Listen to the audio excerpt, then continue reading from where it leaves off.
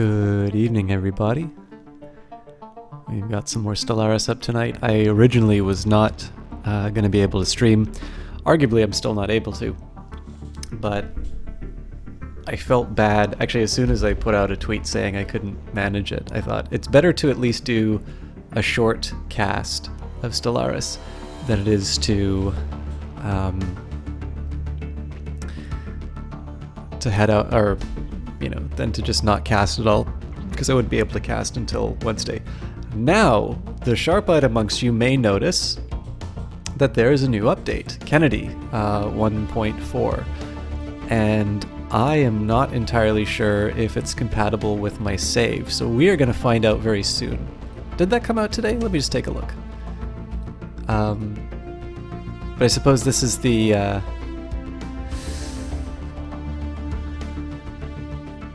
this is the hazard of the speed at which I play Stellaris.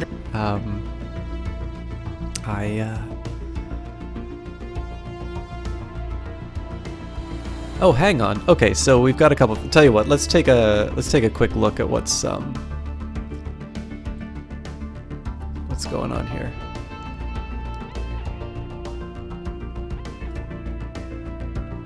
The Galaxy. So it looks like it was released today. This is a bug fixing and balance update accompanying the free Horizon Signal DLC created by guest writer Alexis Kennedy of Sunless Sea Fail Better fame. Oh, that's actually Sunless Sea is really good. 132 saves should be compatible with 1.4, but no guarantees. Okay, excellent. Please report any problems, so on and so forth. Leviathan Story Pack added a new introduction event for the Artisan Troop and added an encounter event for the Enigmatic Fortress. 33 new achievements added in. No longer possible to build robots on planets belonging to sectors.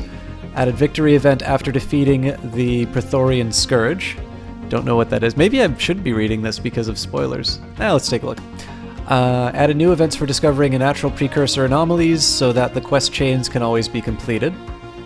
Change the way extra dimensionals. Okay, not paying it. Anything I haven't heard about yet, I'm going to skip over.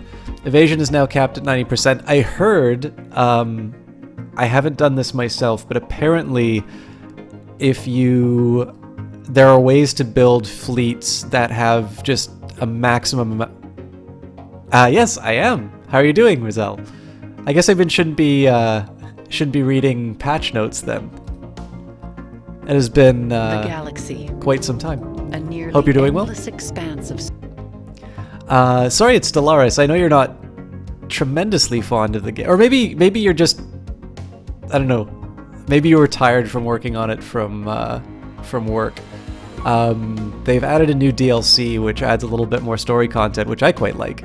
And I will sell the latest free DLC that was added.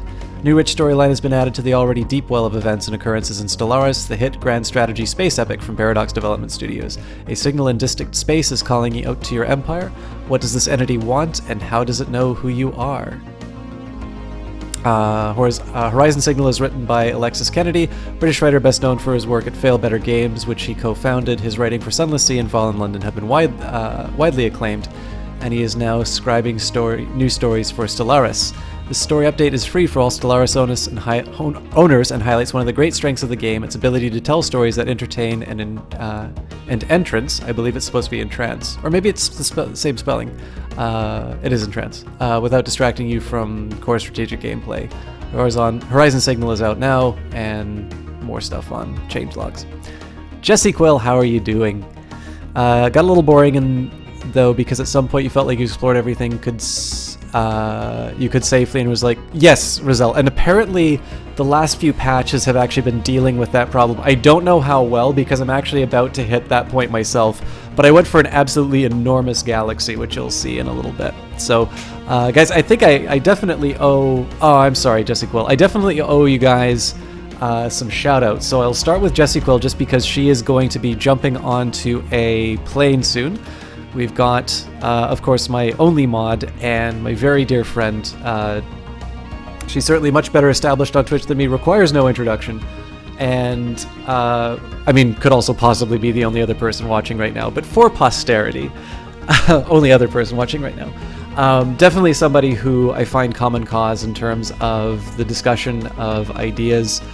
She has a much better background in terms of social sciences such as psychology than I do, and so I always like to say is the heart to my head. Does a much better job of entertaining consistently and making sure that the gameplay goes by while she goes off on her rants, and I think is much better at interacting with an audience. Not to be outdone, Rizal Reloaded. I know her as Rizal, and sorry if I'm spelling that wrong.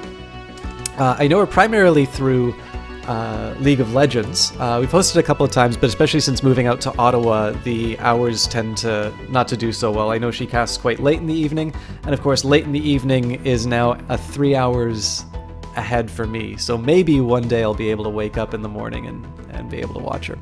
But one of the few people I know who also works in game design, and it was actually really nice to be able to talk with her when I was in Vancouver because of the perspective that she adds. It's one thing to understand these things theoretically, it's one thing to play games and have opinions about them, but it's always nice to have somebody who sort of makes it their job to study games and to gain those deeper insights, and she was definitely very open and welcome in terms of her of sharing her knowledge. Of course, I also think somebody who's not very much defined by the fact that she has a cool job, as anybody who gets to run into her or talk to her knows. But if you guys want, these are two streamers that I definitely like hanging out with, and certainly follows are free, so I would encourage you to do the same. All right. We have got Rothakian Corporate Assembly, and usually they give you an icon saying if a save is broken, so let's see if anything crazy's happened on this playthrough. And sorry guys, I know the short shoutouts were a little bit shorter, but I know the majority of people watching right now are actually the ones receiving the shoutouts, so I gotta be careful. And Logan, I see you hiding there.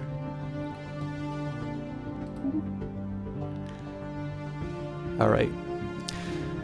So, quick recap from what happened the last time we were playing this. We had an ill-fated conflict with the Pelix Credonian Galactic Union, which has actually since grown. They're going to become a big problem because, of course, with their extended size, they were already able to knock us back in conflict. But their expanded size is, of course, going to mean that they have access to more resources and more technology. So at this point, where once upon a time it was only their naval capacity was superior to ours, now their fleet power is superior, which I think is also probably a little bit more of a function of the fact that they're fully stocked on their fleet power while we're still rebuilding ourselves. But still, somebody I definitely want to be keeping an eye on, and hopefully the buffer of the United Nations of Earth will keep me from having too many problems. I do believe they've still... so they don't have me as a rival anymore, which is good.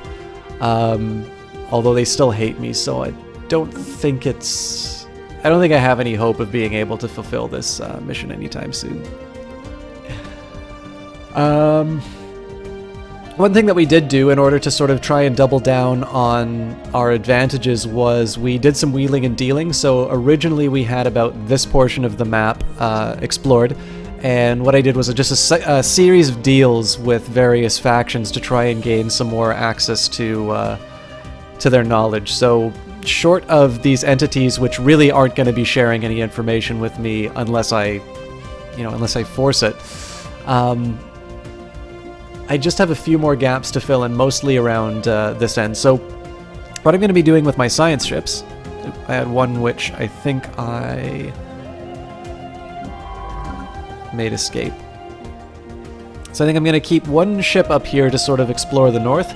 My other ship I'm going to eventually sort of move up to explore the west. We've got a few areas around here. This I can't work with because it's again behind a very large and very powerful civilization, but these sorts of things I should be able to. And any planets that I'm not able to explore, I do have a few different entities now that are going to allow me to buy up that map space.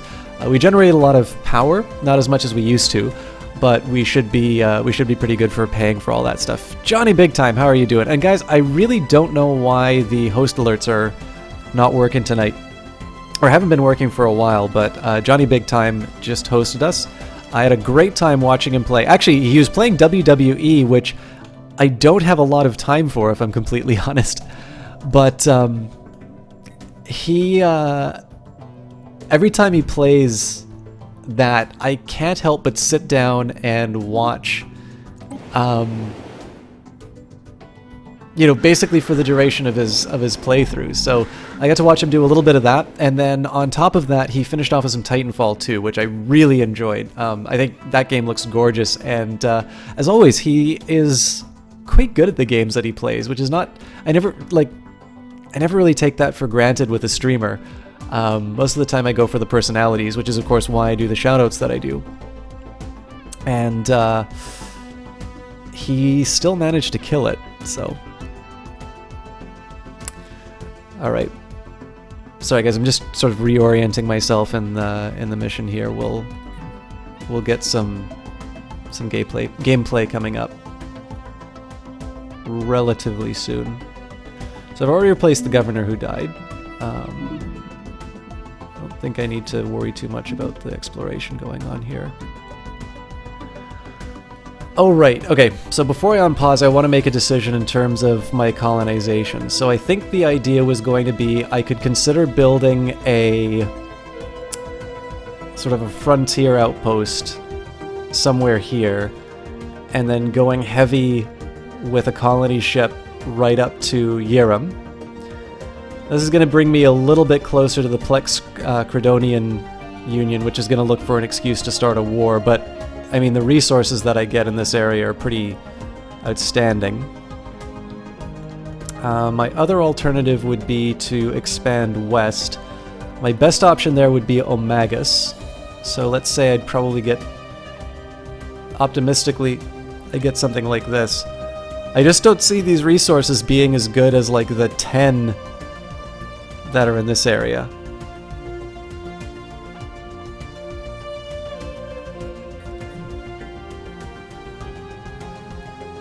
So I think I'm actually going to go for a little bit of a Hail Mary, and I'm actually going to start building the colony ship right away to colonize Finn. So the idea here is that there's a penalty. Negative 10% monthly influence, negative 10% energy credits, but I have a big surplus, and all I need to consider is, well, what am I going to be gaining? I'll probably gain the energy credits on Yirem. Also 3 on Mufrid.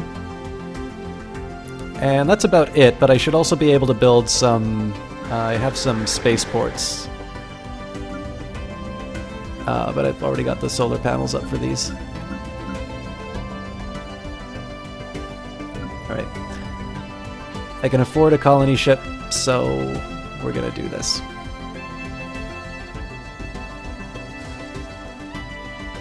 And let's go for somebody who's a xenophile, because we don't want to be causing any fights unnecessarily. Thank you so much, Roselle. Actually, it's maybe worth mentioning that one of the things that I love when people talk about my voice is it always comes with the, or not always, but there's a very frequent sort of rider that comes with it, which is when recorded. So I don't know actually how I sound in person, but both Jess and Roselle have been two people who have had the misfortune of meeting me in person and hearing how very different my voice is when you run into me in real life. Incidentally, I did used to do reading on stream, but one of the things I was thinking, I may bring that back on Beam, or what I might start doing is I might actually do them privately in the Discord channel.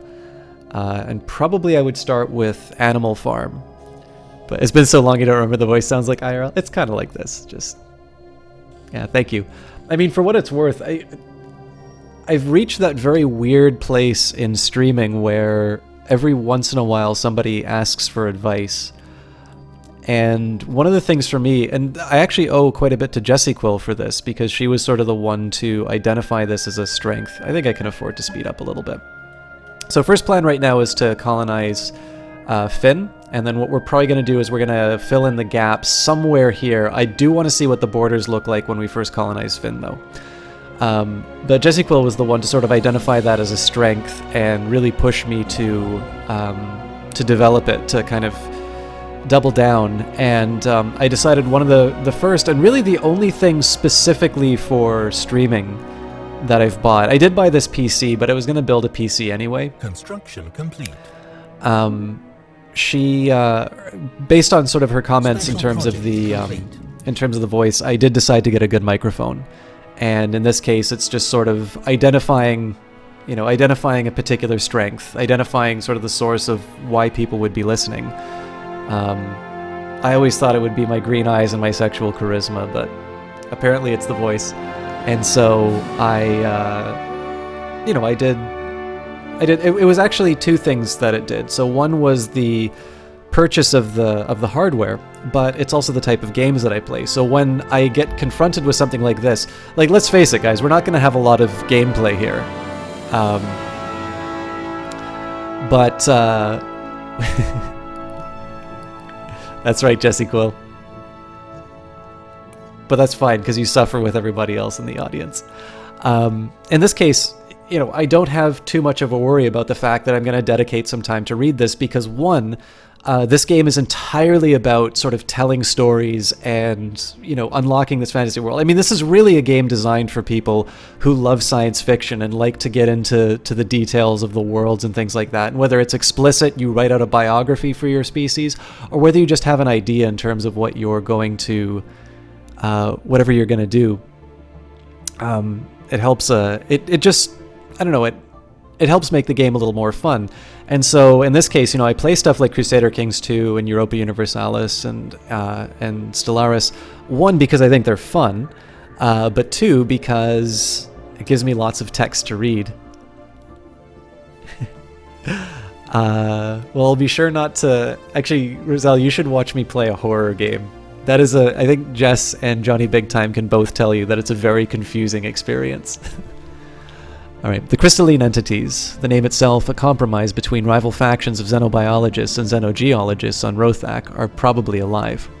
An earlier and perhaps more descriptive name for them was silicate animate matter, as they have little in common with biological life. They are solitary beings, each individual crystal sovereign rarely seen with more than a sentinel and a smaller cohort entity. Aside from the cohort and sentinel clearly being subservient to the sovereign of the group, the subtle nuances of the crystalline entities' socio-hierarchical relationships are lost on us.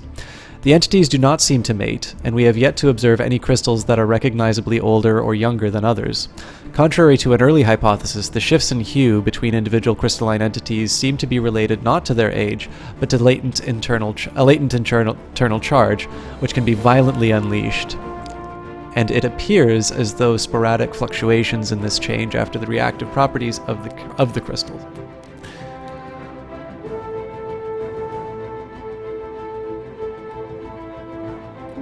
Yeah, well, see, this is the fun about me doing horror games, Roselle, is I don't react to them. I mean, I've started to maybe mess around with people a little bit more. Like I'll sometimes how do I put it? I don't know, like I'll maybe make my own jump or something like that. But like I've never been somebody to get very worked up by a game. And so usually it's just like listening to NPR while I'm playing Outlast or something. Yeah, I mean, I think probably the most active I've been in a reaction to a game was in Outlast 2, there was a crow that jumped out of the window, and my response was basically just to say, "Nice try, game." That's the most extreme that I've gotten in my responses. Oh, well done, Jessie Quill. Did your dad play it at all? Or did he give up?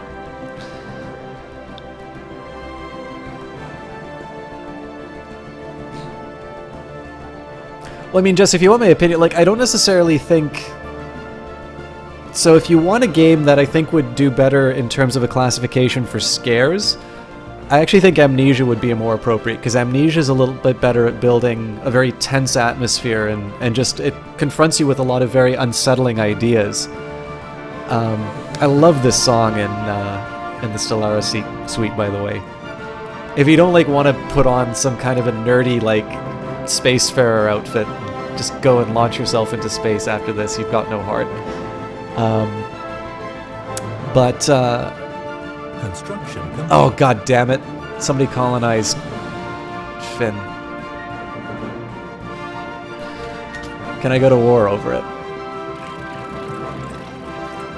Okay, they're xenophobic isolationists. They have superior fleet power, but only because they've got more ships. And they hate everyone. Alright. I don't know about you guys, but I think Finn needs a little freedom. Okay, so I guess the big question is, do I want to go to Amagus? Because I'm going to invade and take Finn.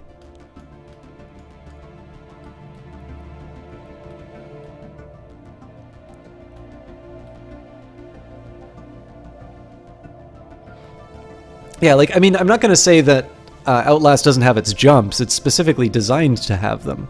But it's...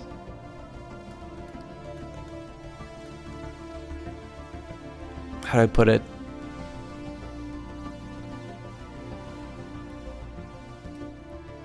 Actually, let's just take a look.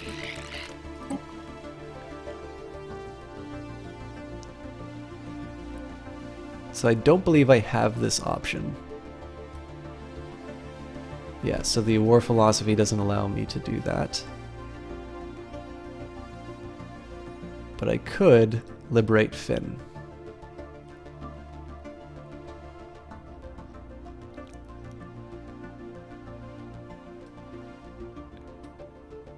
And we'll do a humiliate. Okay, so I'm going to bide my time. I want to build up my fleet first. But yeah, I don't know. I think Outlast is a fantastic game in my opinion, but it's just a question in terms of what what you're looking for. I think they're two very different games with interesting stories, but just told in their own ways. All right, let's start by building a research station on Blorg's Bane. You know what? We'll max everything out. Probably not going to be good for my fleet construction. Alright, so I think the way I was going to handle this was I was just going to do everything in thirds. So I've got a capacity of 54.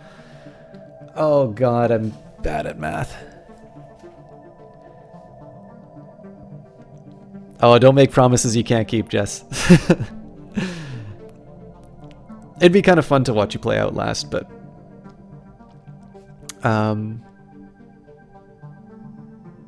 Actually, I'll have to admit, too, I know my shout-out for you was a little crappy. Part of that's because I haven't seen you cast in a while. If you'd like to sell everybody on your cast, I'd love to know what you're playing lately.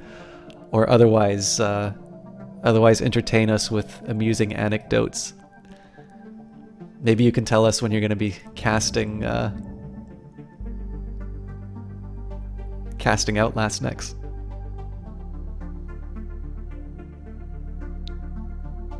Okay, fair enough, so I don't feel as guilty.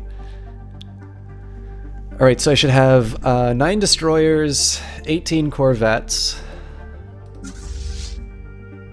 Okay, so we've got about 16 naval units for our cruisers.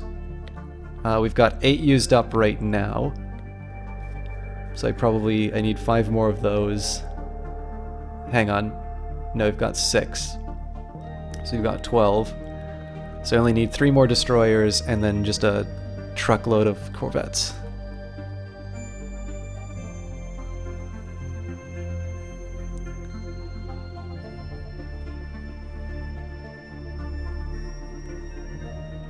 You can see your actual green eyes and sexual charisma because you broadcast it with your webcam instead of just claiming it behind a sultry voice.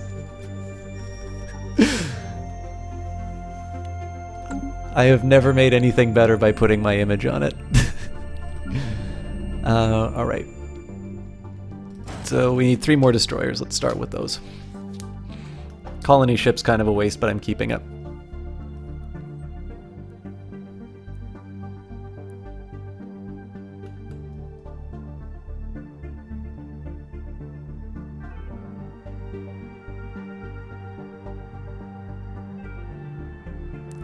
I need a good photographer and graphic artist. This is true. We've got a 100% failure risk on this, huh? Our survey team has uncovered something that we could only describe by the science team as mystical. We would need to investigate the phenomena in more detail to enshroud the mystery.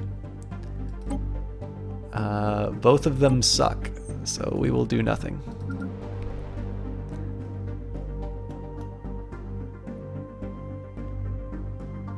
I can at least do the photography part.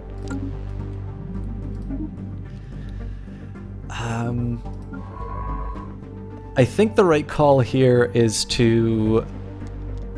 I could potentially just take one of these or I could take one of my scientists from like regular research and put them on these ships, but I think the better thing is I'll just get them to naturally increase, and then they'll double back and take the anomaly when they get back. Yeah, the reason why I'm not doing it now is if there's a 100% anomaly risk, like in this case I'm not going to get the mystical shinies, I'm just going to get, oh, Cax accidentally put this, one-of-a-kind creature out the airlock. Sorry about that. I wonder if I can show you the...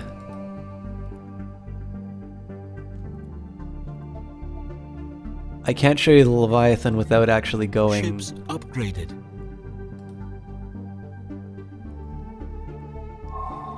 Here we go. So, one thing that you may not have seen from Stellaris, because this is added in the new DLC, is the Leviathans. So this Death Star looking thing here, although I'm sure we're not allowed to call it that. The constant calculator. We picked up a signal. It originates from the titanic metallic sphere we encountered earlier. Previously impervious to contact attempts, it now sends out a rhythmic pulse of radio waves pointed towards the black hole it orbits. What it's doing is beyond any of our staff, but the signal might have created an opening into the sphere for our scientists to exploit. Fascinating. Situation log updated. Alright. I need a scientist with skill 3 or higher. I think we're going to be waiting a while. Well, System survey complete. Let's see what I've got as far as scientists. Holy crap. I'm not taking this guy off of this. We're actually in a bit of a bad way as far as our scientific capabilities are concerned.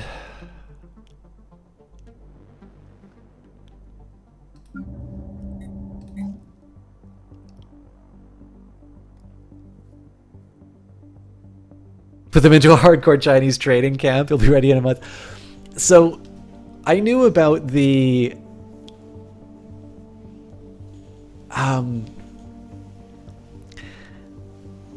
I knew about the... like, the really old Chinese civil service exam. I mean, I'm now a member of the civil service. I need to watch my mouth. But, like, I knew the old one, which, you were, like, locked into a room and you had to write over, like, 3 days or something like that. But what I didn't appreciate was the new... Where is it?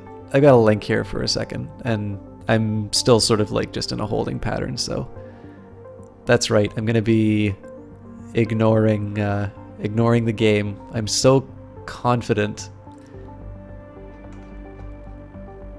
Yeah, here we go. Have fun. Okay, our scientist is getting a little bit better.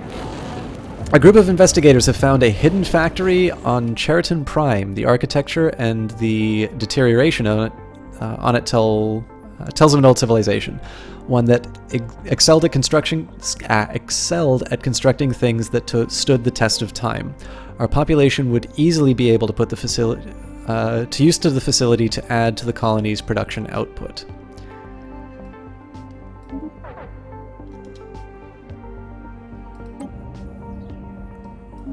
All right, so where's this inactive? Oh, problem solved.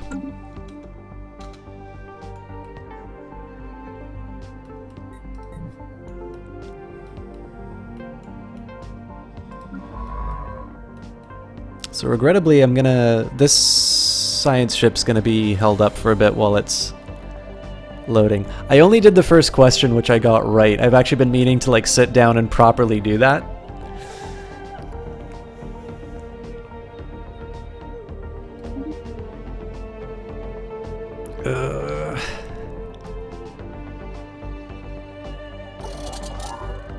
Actually, hang on. I'm gonna make a quick note for myself.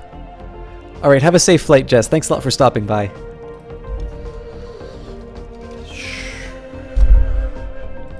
By the way, so I got some feedback at the Blurry Pixel the other day that people like learning the games off of this channel. So if you guys are new to Stellaris, and I always forget, I need to do the proper disclosure thing. This is a copy that was given to me from Paradox Interactive, as was the Leviathans DLC. So if you're considering that I might be telling you it's a really good game when it isn't, I suppose you have your evidence. But if you do have any questions about the game, or you want to know why I'm doing certain things, or just generally what the point is, I'm definitely happy to answer those things.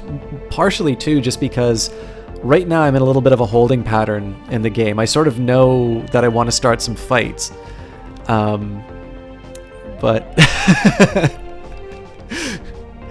yeah, it's just because you're a natural.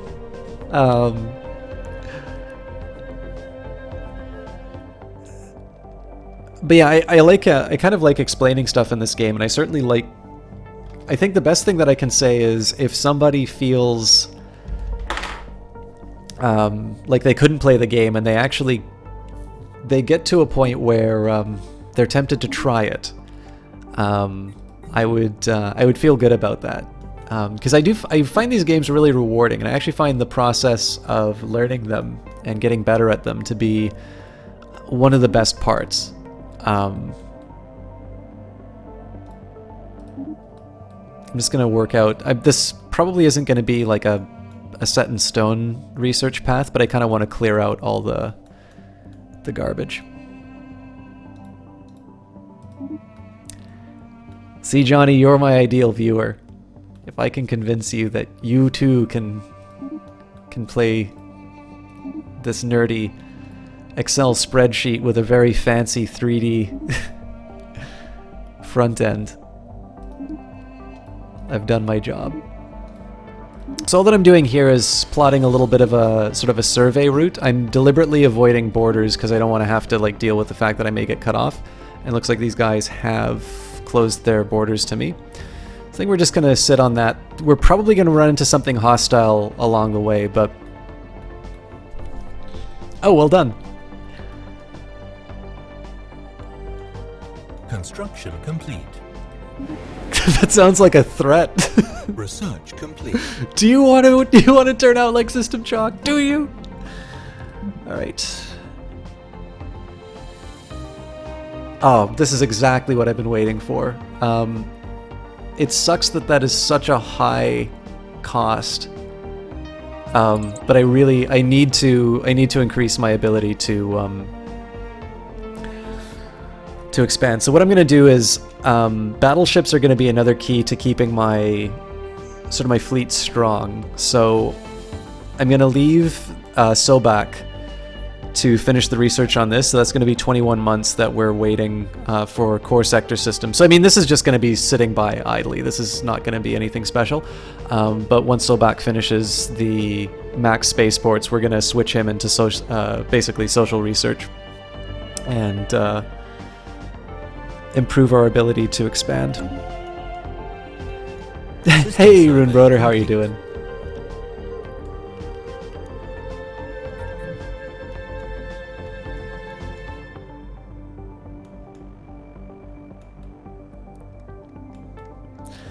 As always, I want to keep an eye on my military production. So we've got basically the 54, so divide that by 3, you get 18. We've got a little bit of surplus available for our cruisers. We've completely got 1/3 for our destroyers, and now I basically need to make 14 more corvettes. I might do 12 corvettes and build another cruiser, or I might consider using the surplus to build 1 battleship.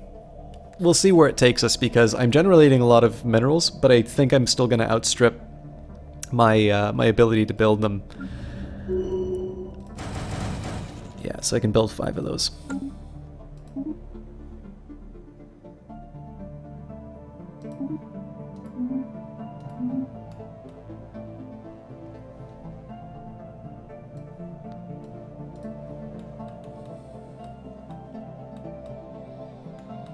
Probably shouldn't be showing it. I mean, this map looks pretty and all, but I should be showing you guys the exciting things, like what my ships look like. Oh, don't go away.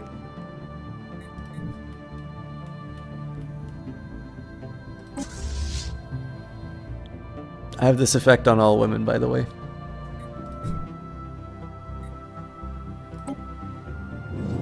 There we go. Look at that fleet.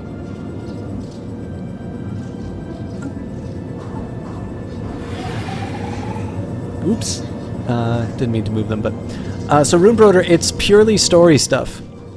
So if you like the story elements, it's actually... I found out it's one of the writers slash designers of Sunless Sea, which I thought was very well written. And also has a reputation for being well written. System survey complete. So in my view, I mean... My view has always been that Paradox games, whenever they do a new update, are worth checking out. And one of the main reasons for that is a lot of people get pissed off with them, and if you look at the comments, they're usually like, oh, the broken Sweden strategy doesn't work anymore. It's like, that's the point. Like, if you think that you've sort of mastered the game... Oh, that's not for me, that's just informing me. You know, if you want to go in and you want to find all the cheat codes for the game, then you're probably not going to enjoy the new patch. But I also suggest that probably those updates aren't for that type of player. If instead you enjoy, you know, sort of the process of discovery, if you enjoy sort of the games for this... Like, in the end, like, for this one, I really don't care if I win or lose. This has been a fun ride. In fact, I don't even know if I know what the victory conditions are in this game. Let's see if we can find them. I know they're listed somewhere.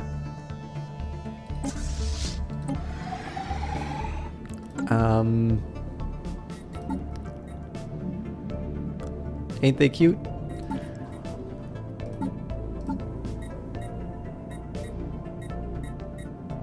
I know it's something like own 40% of the galaxy or something like this. It's probably not... oh yeah, it is showing the browser.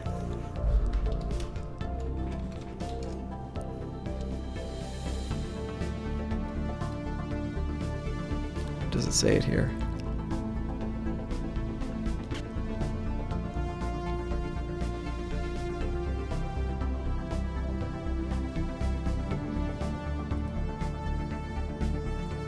Hey, OCS1 Spectre.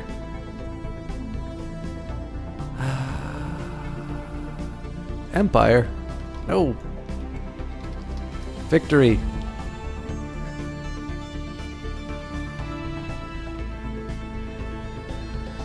Oh, here we go. 2 victory conditions. Conquest, which requires you to conquer or subjugate all other empires, which is going to be very difficult to do.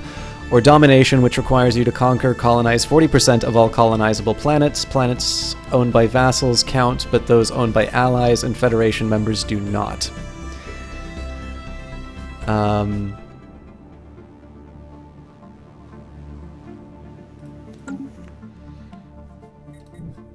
So I mean, we're going to be here for a while if I have to own 40% of the planet or of the map. Although I suppose it's kind of nice that I don't need to. I also don't feel any particular pressure Like, this is the nice thing about these Paradox-style games, is that if you have one bad war, you don't just get completely annihilated and it's not worth playing again. Or anymore. You can actually put the effort into,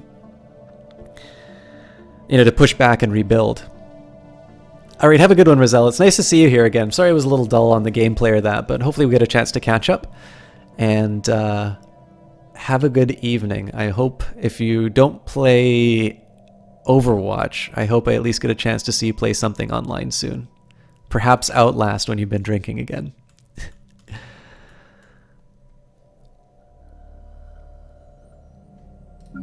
Alright, let's pump out some more Corvettes. Just got 11 of these things out now. I should actually count the Raider as, or the Spectre rather. Actually, compared to my existing Corvettes, these things might be a drag on my forces now. No, they're still a better fighter.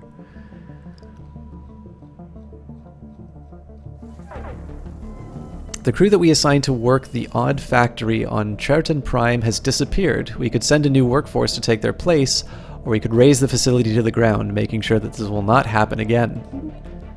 Oh my god, that's so interesting.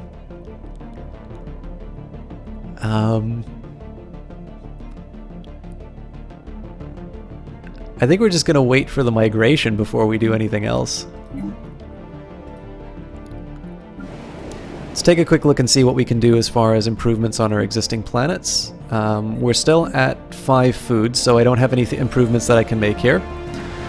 Leaseth Prime, I can improve my farm. I can also develop this area here. Let's worry about upgrading everything first. An abandoned ship has been left to drift aimlessly above this planet. The massive sails protruding from its hull suggest that it relied on solar power to function. Research it. So I'm going to start by doing these upgrades first. I should at some point find a way to get rid of toxic kelp, but the plan here is going to be, what we want to do is look at the planet summary. Oop. Federation Association offer. United Nations of Earth wishes to give the Great Stygian Empire. Who is that?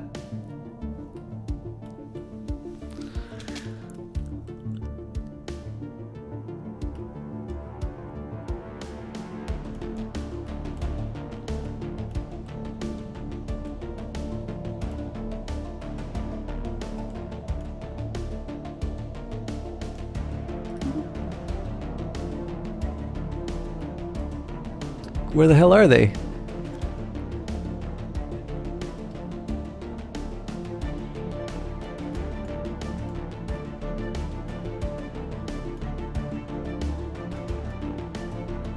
These guys. Okay. It looks like I'm outvoted on this anyway.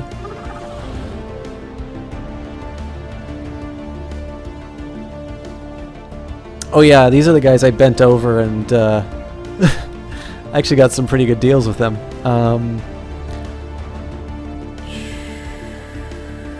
They'll actually probably help me. They're probably going to help me in that fight. So yes, let's bring them in. So the Glorious Concord continues to grow.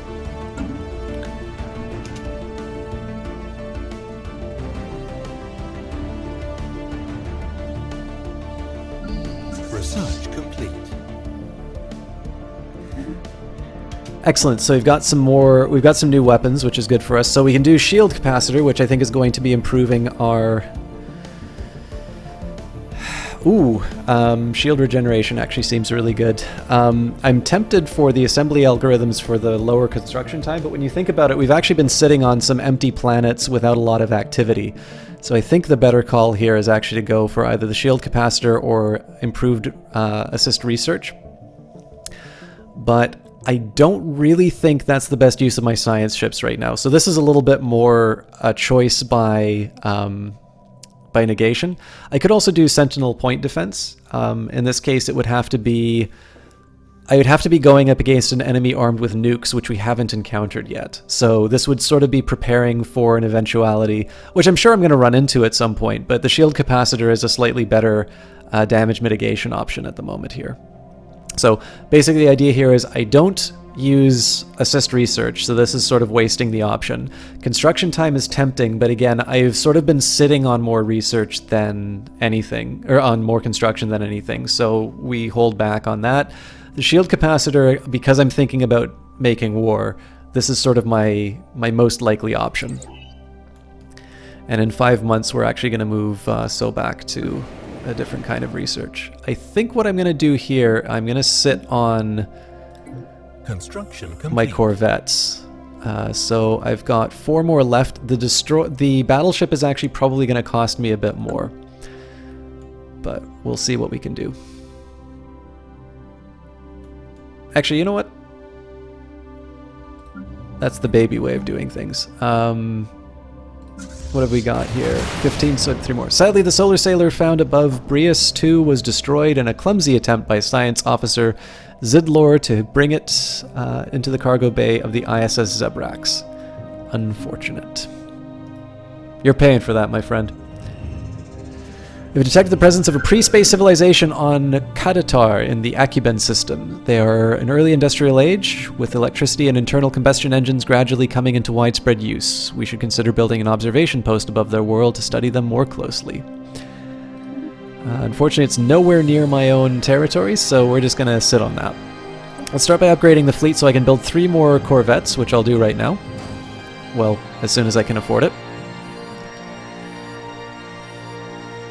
And suddenly I seem to be paying a lot more for energy. I'm assuming this is because of my fleet. But this is actually a big problem. What do I do about this?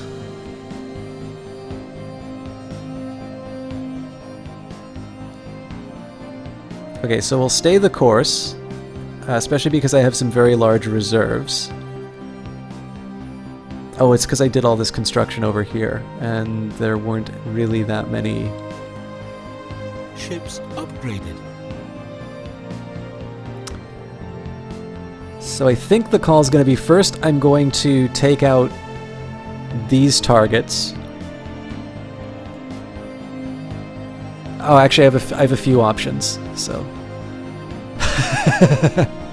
How you doing, Jesse? Actually, that reminds me, I should play Endless Space sometime soon.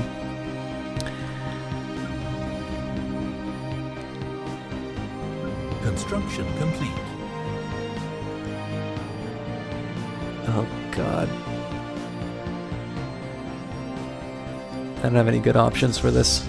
Okay, so I've got 1 more Corvette to build. And now we're out of energy credits. So, I'm going to take a quick tour of our realms. And we're going to do some upgrades where we can.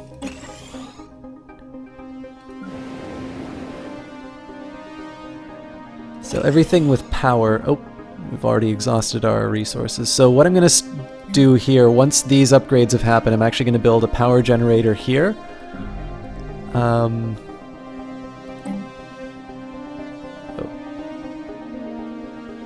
Those aren't worth it. I'll probably build power on these 2 stations. There's no more upgrade, or... Yeah, I need a capital to upgrade those. And I should have some extra power once this population grows.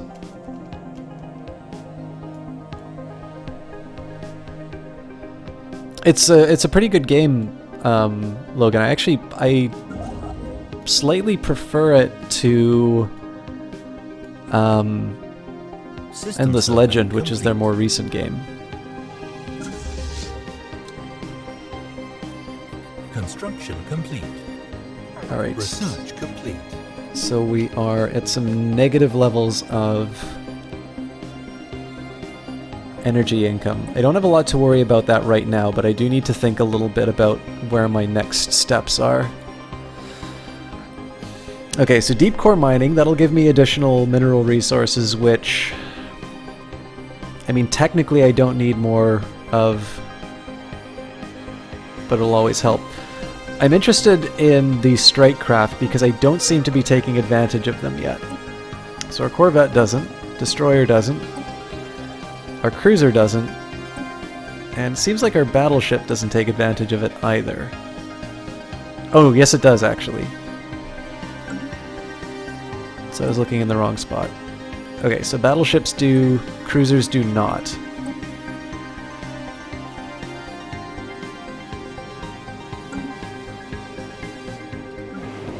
So first things first, I'm definitely building a battleship. What's this gonna cost me? Oh, it requires level 6 spaceport, so that's gonna take me a while. That takes 8. Alright. So research-wise, I can eke out a little bit more minerals in my existing mining operations. Living metal is actually a really tempting one to research, although it's going to take me a very long time. Or I can improve. You know what? Let's just double down on our combat abilities. And then what we're going to do now is we're going to assign back to social engineering so that we can get our expansion space faster.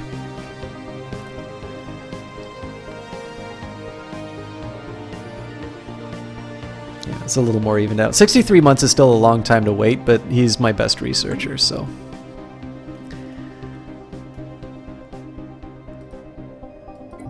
Oh, and one very important question.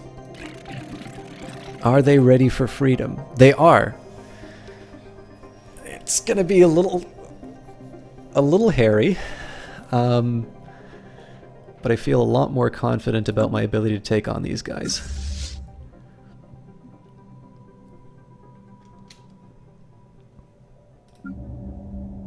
I should fill out what I've got in my for my navy already, so let's speed up until we can build a destroyer.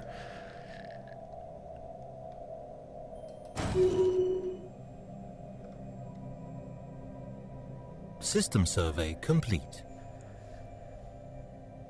How you doing, System Warpony? survey complete.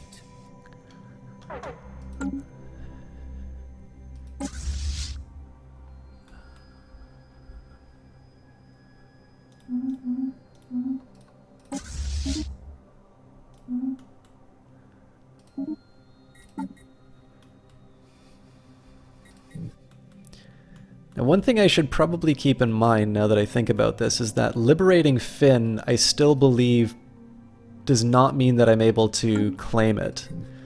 So I should probably be focusing on snapping up some energy resources. Construction complete. Anyways, I don't know about you, but Finn looks like it could use some freedom. And this is a bit of a problem last time, but we will liberate Finn. I can't vassalize them, so my options are either to make them a tributary, which would require almost a complete domination, but the war philosophy doesn't want to do it.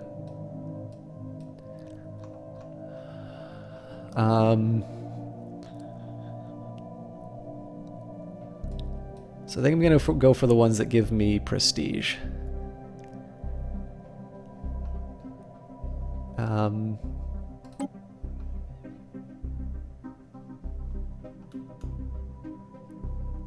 Alright, have a good one, Jess.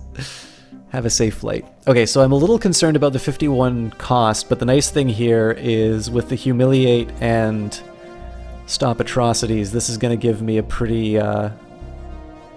nice boost to my influence. And I'm going to be chewing up influence to build a frontier outpost.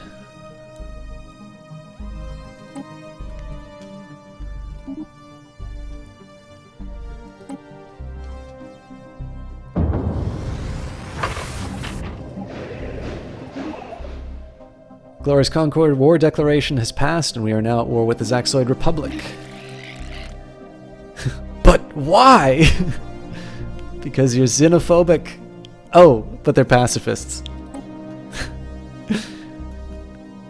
Because we're justifying your worst...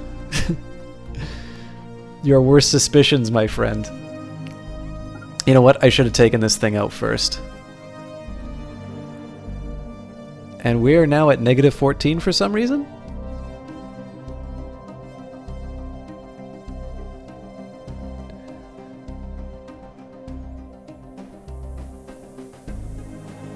I'm definitely going to need to find a way to stop that bleeding.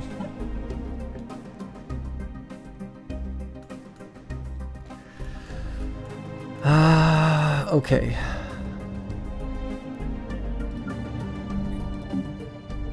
Let's find some planets that I can... Science ship under attack. Ooh, boy.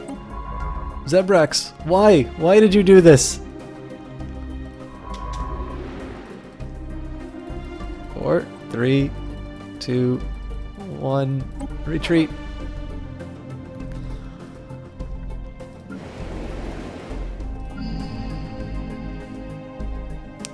All right, let's...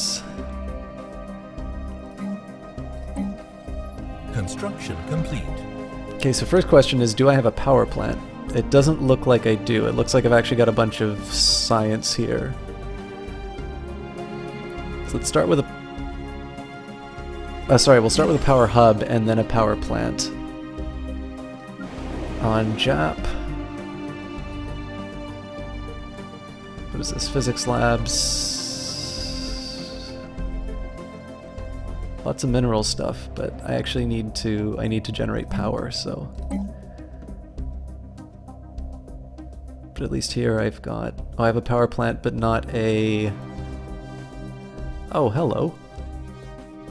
This is a power plant too, but we should be replacing this with a Betharian power plant, shouldn't we?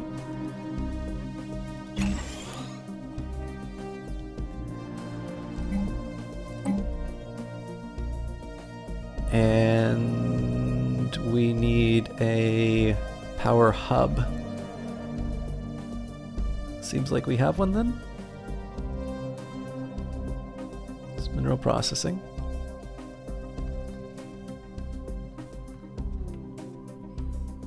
Okay, power plant here. There's the power hub. Okay. So yeah, we just build another power. I think this is going to wind up being my power planet.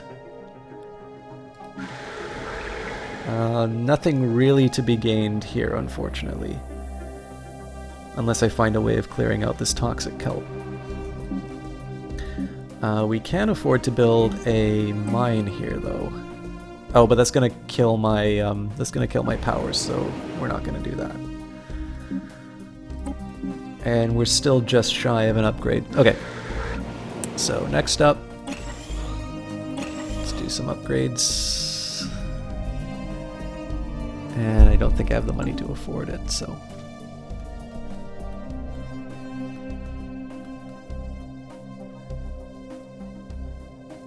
I have a feeling this colony ship alone is actually one source of this dilemma. You know what?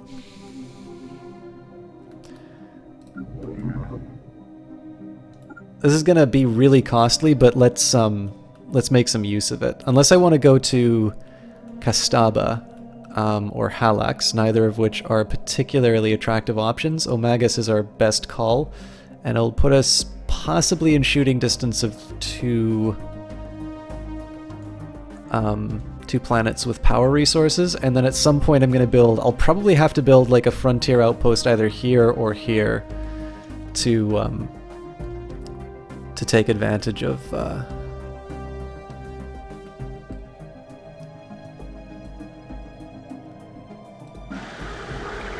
oh god, I also need to build some assault armies.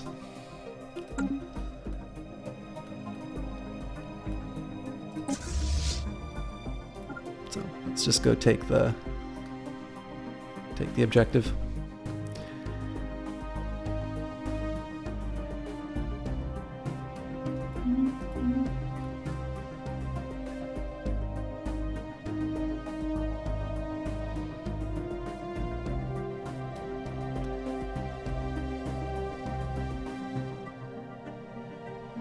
Yeah, the nice one on this is the humans look like they're going to be... Humans look like they're going to be taking the brunt of the initial assault. So I'm more of an executive warmonger.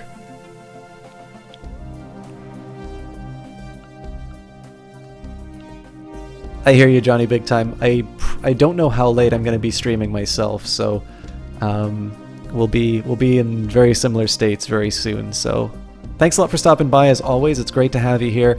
Yeah, I had a great time in your cast again. I know I talk about how much I like your cast a lot, but I don't think I ever actually directly tell you how much I like your stuff. So it was really fun to watch your cast tonight, Johnny. Complete. And I actually feel that very often. I just don't think I express that as often as I should. So I hope you have a great night, and we will catch up with you next time.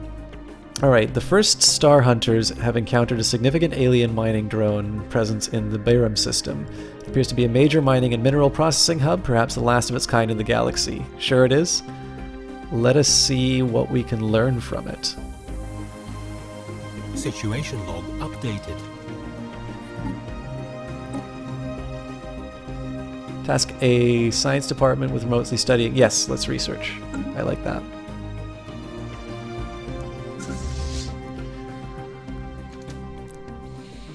Okay, so first thing we're gonna do is be bullies and shoot down their science ship.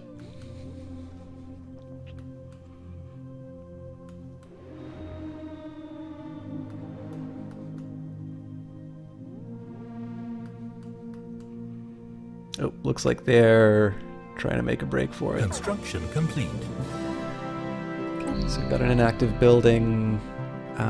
What was I gonna do? Who should I be moving? This guy. No, he's unhappy though.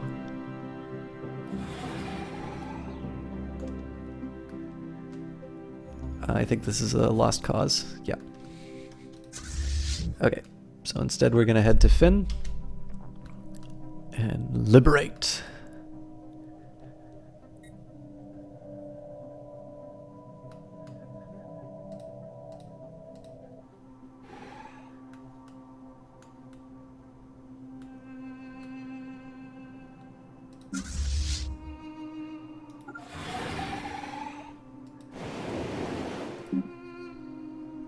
So it looks like there isn't actually... these are potential armies. So we'll see what's going on here before we commit a sort of a landing fleet. It looks like we're pretty comparable to the way that the AI is building their fleets. So hopefully this will be enough. System survey complete. Okay, so I definitely want more than just Special project 2. complete.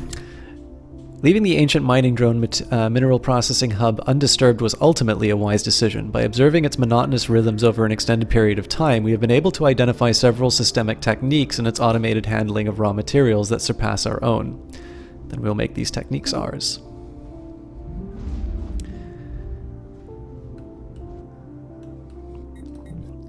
So I'm slightly concerned that we haven't seen an Evading enemy. hostile fleet. What's going on here?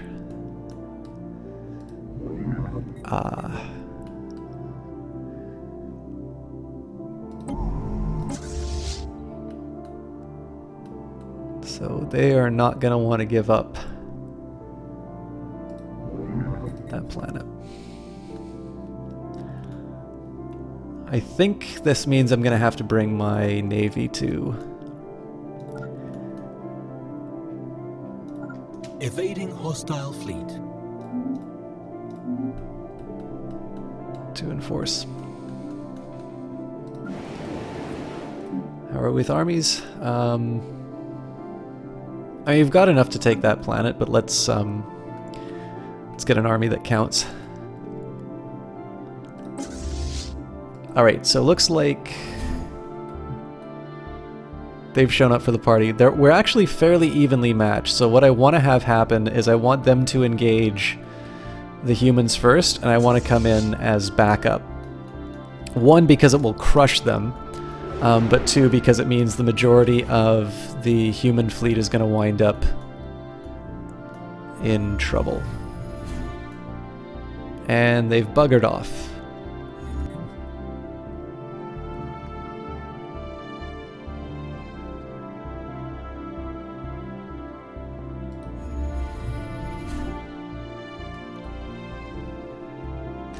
So this probably means is they're going to try an invasion on one of my planets.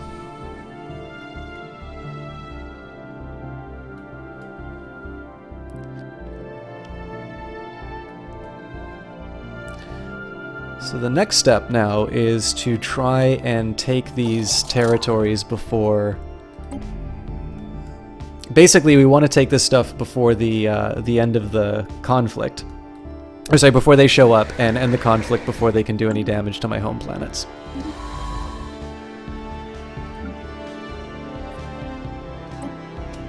Ships upgraded. Construction complete. Alright, so it looks like the Zebrax is back to do its work. Do I even want to try to explore these? Yep, they've got a clear path.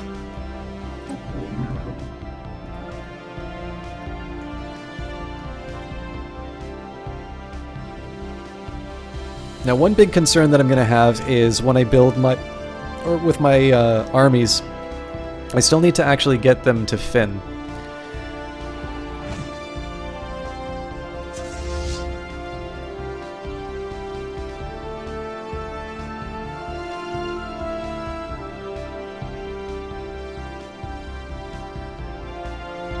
Looks like they decided to want to help.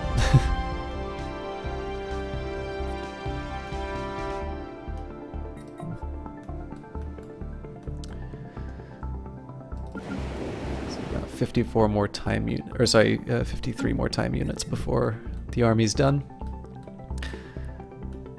Oh, but looks like the humans are gonna make the move before me.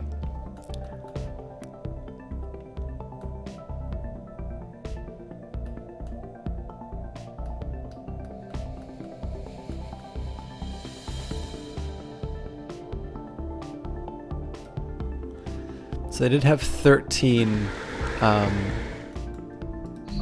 in their own group.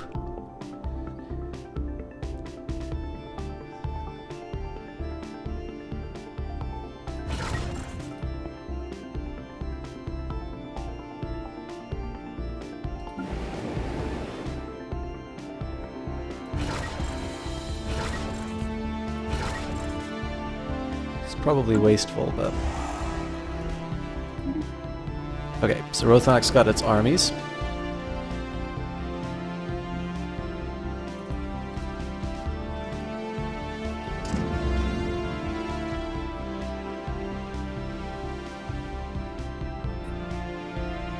It's actually not that big of an army now that I think of it, but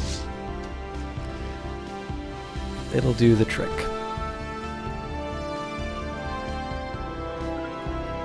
And I definitely want to keep an eye on these guys, because if they wind up crossing paths with the enemy fleet, it's going to be a very short encounter.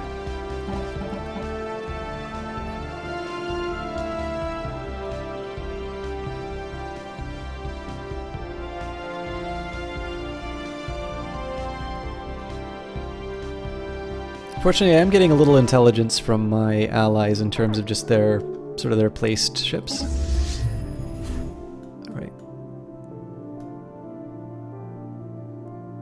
This is their 3K fleet now, and looks like they're still... System survey complete. I mean, these guys are going to be a problem if they ever actually try to take me toe-to-toe.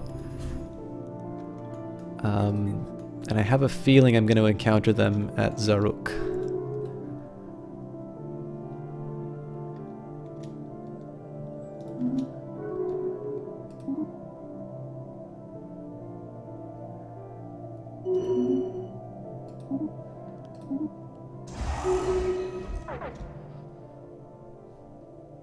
And I think we found the enemy. Oh, nope.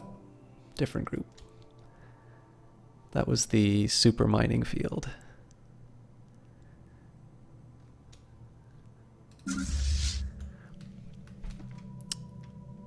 There is, of course, no rule saying that I have to have this fleet go through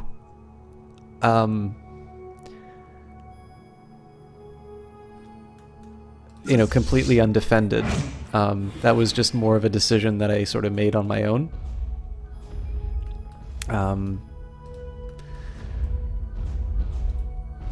But I mean, it's working, so Okay, so what we've got now, our collected forces are definitely enough to take them on, but I have a feeling that the AI is going to be smart enough not to actually engage us directly. So what we need to do next is we're going to take Finn because that's a war goal. The next thing I'm going to do, I'm actually going to try and take on Despad. One, because there was a transport fleet here, but I think mostly I just want to take the wormhole. There we go. Oh, hang on. I thought that was something different. Anyways, we're currently doing a bombardment, so we should be able to make short work of these guys, but they are coming to defend their planet. Or it looks like they're going to try to. Enemy planet secured. Alright, so we've successfully invaded. Let's see if we can press our advantage. Research complete. Alright, nuke shield capacitors, so we're going to have a little bit better... We're going to have a better time after we've been in combat. AI-controlled colony ships is tempting, although I'm not going to be doing as much expansion as I thought I would. The warp drive is tempting just because I have had some situations where I want to respond to enemy movement faster than what I actually have. But I think it's probably better that I double down on my research capacity. And looks like the AI is following me. So hopefully we're going to be heading to Decipad and then we'll be able to take out one of their wormholes. System survey complete. Construction complete. Oh, nope. We're... Ah, now this is going to get interesting. So United Earth sort of screwed me and went on their own way.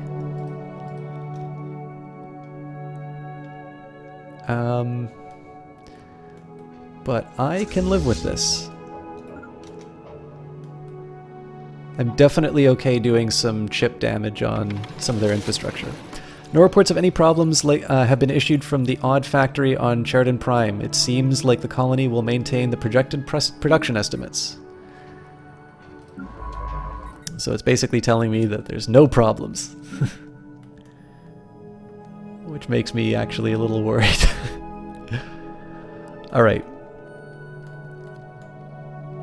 I have explored everything near the Leviathan. I'm definitely not ready to start investigating this area.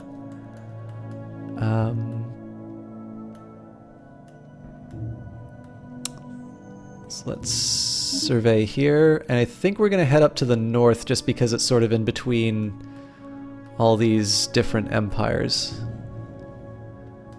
So we'll do Ropus, Rimborth, Subra. That's going to be sort of doubling work, but fair enough. Hayamit. Oh, well, it's letting me go through their territory, so fair enough. And that. Alright, well, so much for not trespassing on.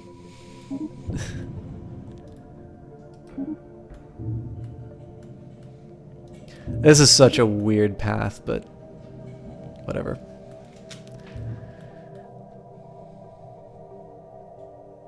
How are the Star Hunters doing? There's really nothing to invade yet. I should probably consider moving my armies to a better spot, though. Well, no, they're gonna hang on to this planet, so I might consider embarking one or two of the... Hostile fleet engaged. I might consider embarking one or two just to do another invasion, but right now I'm just going to take some targets of opportunity. I mostly want to see what happens to the war score, because we've got the objective. If I only made it about liberating the planet, Situation log updated. then I'd be good. Hostile fleet engaged. You know what? I should get one of these science ships to do the debris.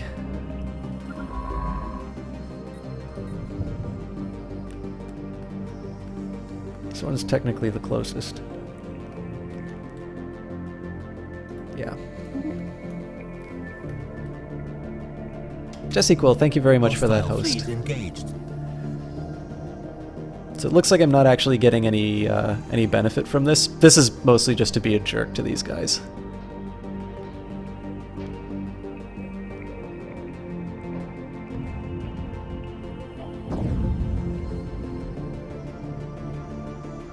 Actually, it looks like we're losing war Situation score. log updated.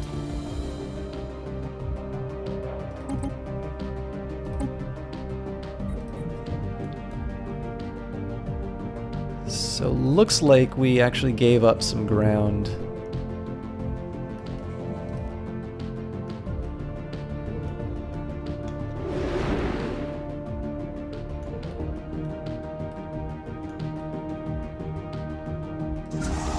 Okay, so what I'm probably going to want to do, Situation log updated. if I'm really bold, I want to take on their capital. But I think what we'll do is we'll go for the next sort of planet in sequence and just see what another blockade accomplishes.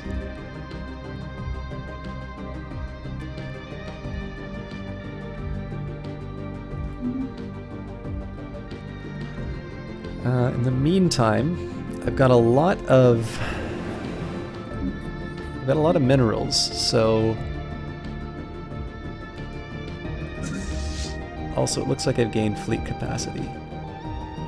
So I think the first thing I'm going to use these minerals for is to upgrade my spaceport. Next, let's just take a look what we can do on the surface of most of these planets. I'm going to guess not a lot. I am going to do something dumb and actually build a mining operation. So we've got mining network.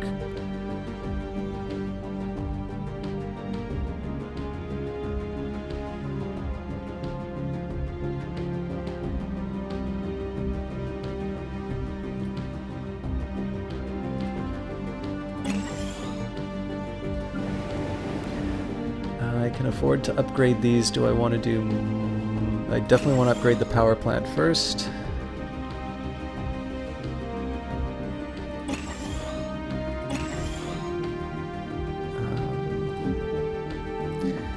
Also want to upgrade the farms, and then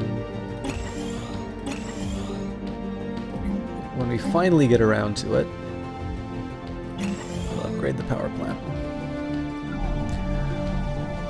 Okay, I think we got a similar story here, so let's start by upgrading the power-related stuff, of which there only seems to be one.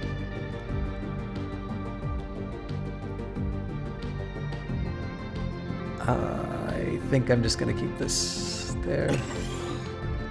Yeah, these are all just going to be sort of generic upgrades. This will be a biolab because of...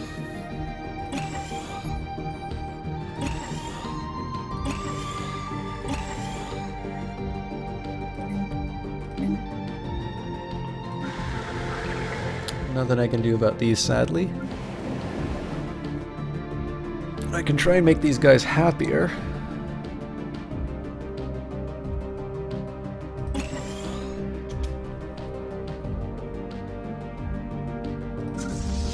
We're gonna have to wait on that. Alright, so let's see what we can pull off on Sorkamix. I'm slightly concerned because... Yeah, there's a big scary fleet and a defensive structure.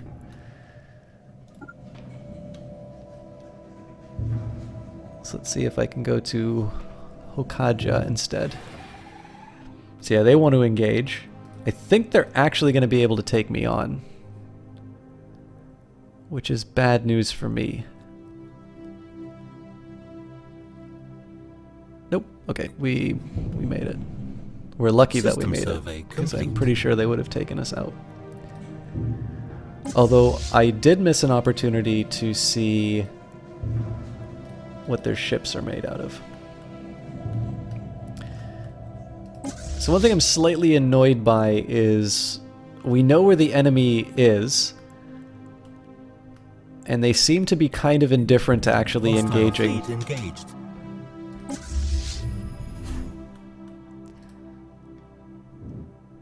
What am I engaging? Oh, actually, this is taking out their warp gate. That's actually really... This might mean that they can't defend themselves. So what I'm going to start with, I'm actually going to go straight for their spaceport. I'm going to lose ships because of this, but one, this should boost my war score.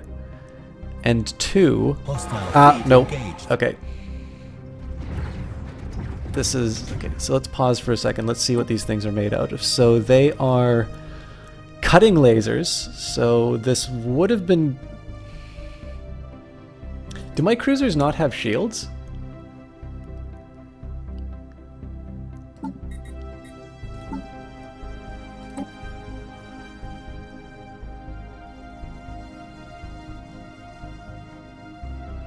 This got taken down really quickly.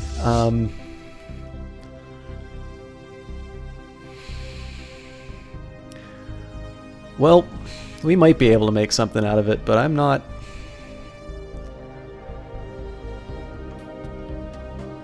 feeling too optimistic. Let's see how it goes.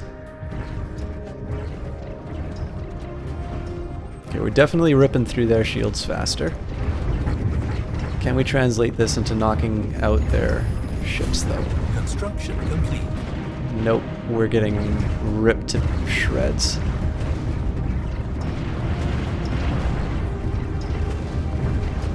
Question is, can I retreat? No, this is gonna be... Hostile fleet engaged. Ooh.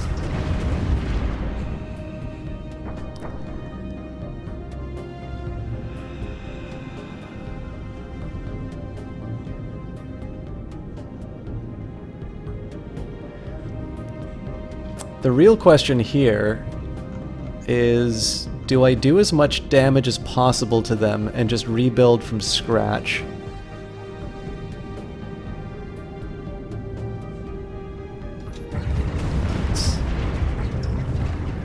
I don't really want to recover any of this.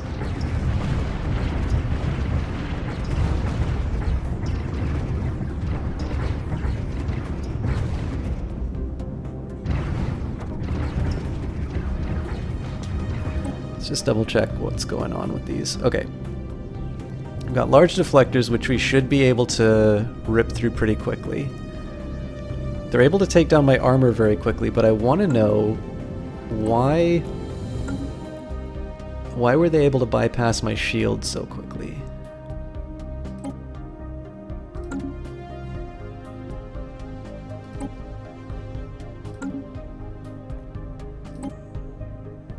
Because they're all equipped with the same weapons.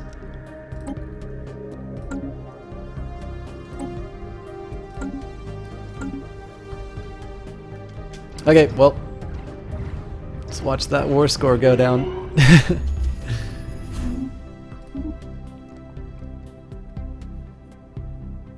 Yes, they didn't lose any crew. Wow, they only lost 9.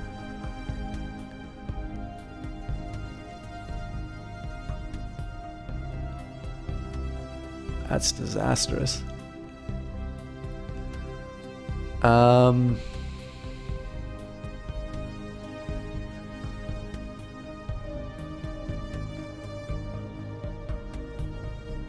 Okay. Oh, so they've got kinetic weapons somehow? Yeah, but not in meaningful amounts.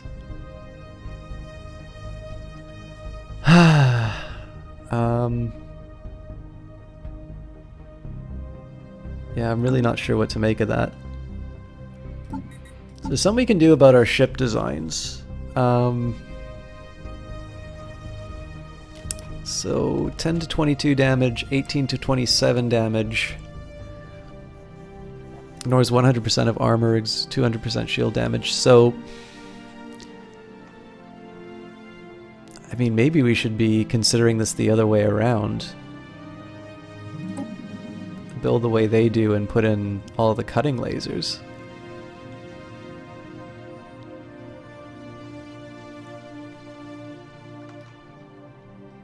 But I think... So 189, 187. I mean, it's 0.02. That shouldn't actually be that big of a difference in terms of DPS. Their numbers were better than mine for sure, but I mean, this is happening a lot inside of this game where I'll go into a fight and just it's not even remotely close to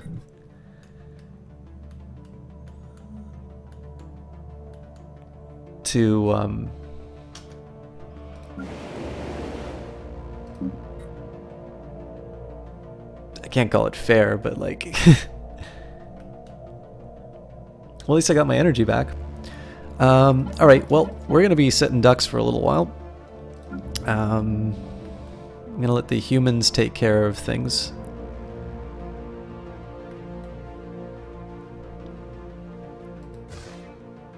Construction complete. I'm going to start by building a battleship. Just one.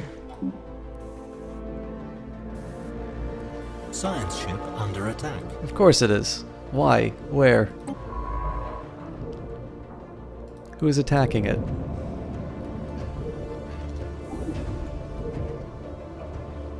Holy Research crap! complete.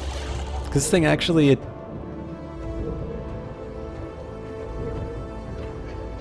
What's damaging it?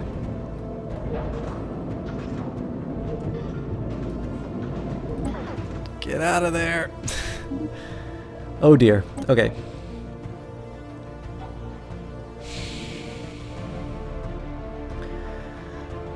Bonus ship hull points are feeling really good here. But I also like living metal. Ah, but this is shorter, so...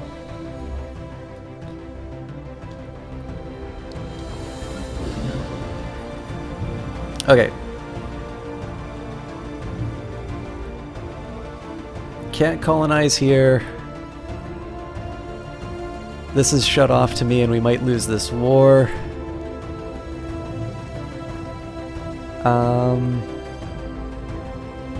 I'm wondering if it's good just to kill the colony. No, we'll let it sleep.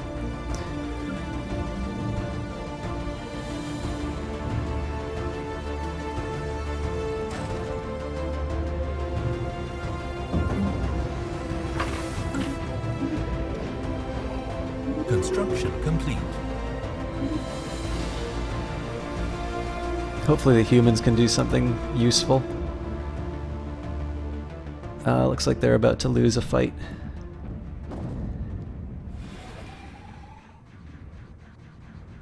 Yeah, this is absurd the way that the AI's kind of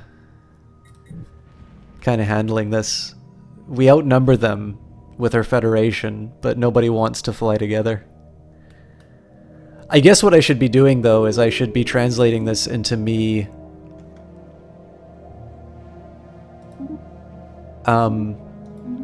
I should actually just be following the AI instead of trying to be clever or anything like that. This actually might be a time too that I might actually check out a oh, hang on, I've got an idle science ship. I might actually check out the wiki for some combat tips, because this is one thing that's starting to elude me a little bit. It's been pretty obvious that I haven't been handling myself well on these. Oh god, don't give me corvettes, give me cruisers.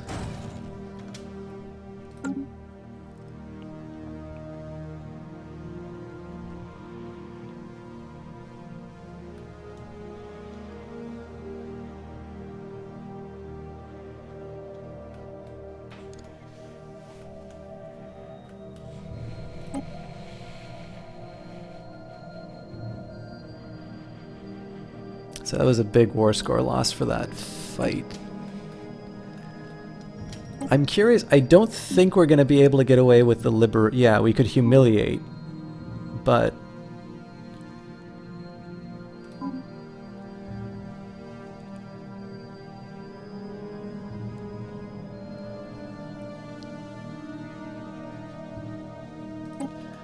As long as they don't gain any other major war goals. Oh, this might get interesting. Research complete.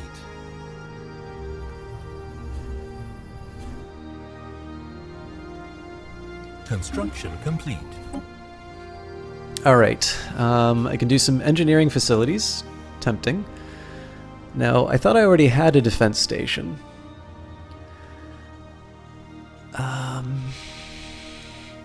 There's a side of me which says I should be building the engineering facilities and just doubling down on research. But living metal is actually also tempting because of what it gives me sort of armor-wise. Okay, so the humans are going to get their asses kicked again. Oh, hang on. Well, they've got... the problem is they've got a really uneven group, and they're going to engage them with a total power of 4K.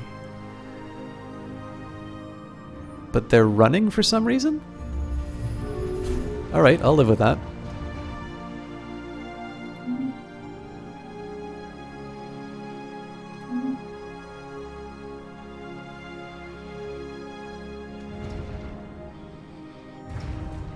This might actually give us a pretty solid advantage as far as war score.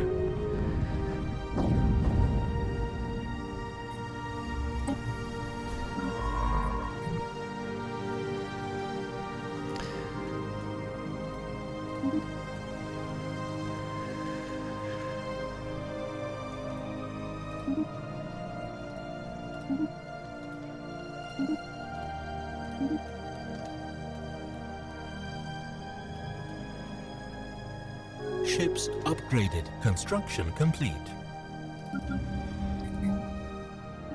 Okay, how are we on the Star Hunters? So I need three more of my cruisers. It might also be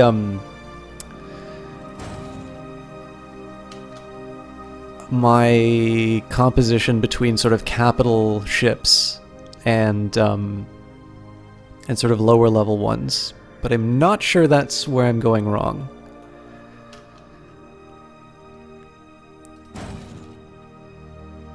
So we should have 3 of these, and I'm at 59 now, so I think I can afford another battleship actually. So let's say I divide it by 4 for the sake of argument. I can afford 14 for each. So technically I shouldn't be building that other cruiser, but I'm going to anyway.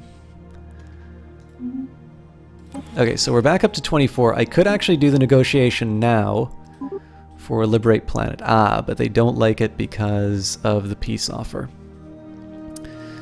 But that's fine because over time... So one, the length of the war is going to tick down. And that means we're going to be able to add on some things like Humiliate. Which means I should also be considering... moving my frontier outpost out. Okay, so we're no longer losing for our directly controlled colonized systems. I can choose... Oh god, this is... I think I'm actually going to go for the tile removal. 1, because it's cheap. 2, because hopefully it'll eventually allow me to replace the toxic kelp. And we're going to switch around this researchers again. So my top researcher is going to be focusing on the living metal, which is obviously a really long-term one. And we'll see what happens.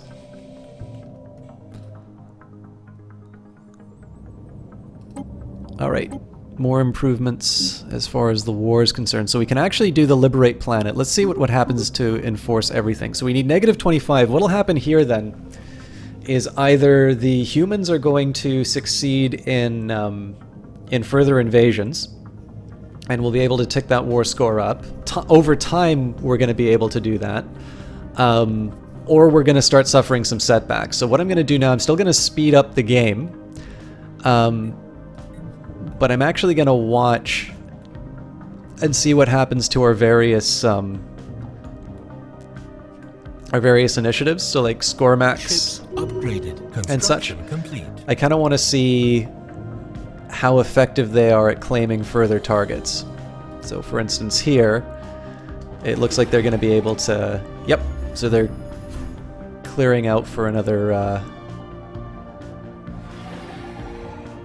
another invasion, which means we're probably going to see some pretty stark improvements in our war score. In the meantime, ooh.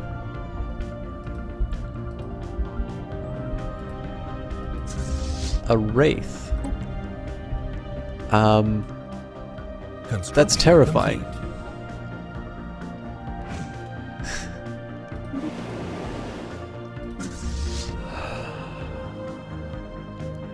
Things cost 4 each, right? I think I'm gonna build one more anyway.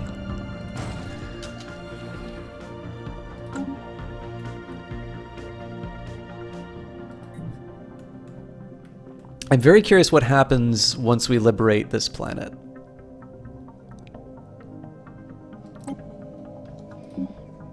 So they're at -12 acceptance. We should be able to... I think with one successful invade... Ah, damn it. The humans are screwing it up again.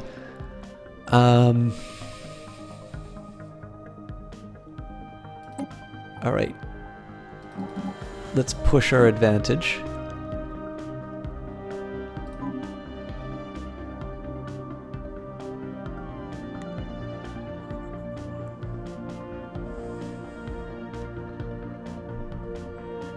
I kind of want them to stop the slavery and purging, but...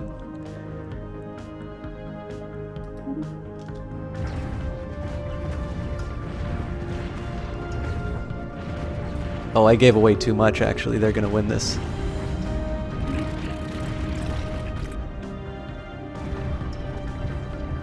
Haha, my Mestentron is bursting with mirth. Be serious, Newt. You are losing this war. Oh, okay. They turned it down, which might be good news for us. So I'm kind of curious what happens with this fight. Because they are fighting with different weaponry than us, and it actually looks to be doing quite a good job. I still think the humans are going to lose, though. But even though they are outgunned, they're actually keeping a very even, showing of it. And the human shields are holding up really well. This is downright bizarre to me, because they have sort of weaker defenses overall. Alright, yeah, so that's not good for our war score. Okay. 7 destroyers.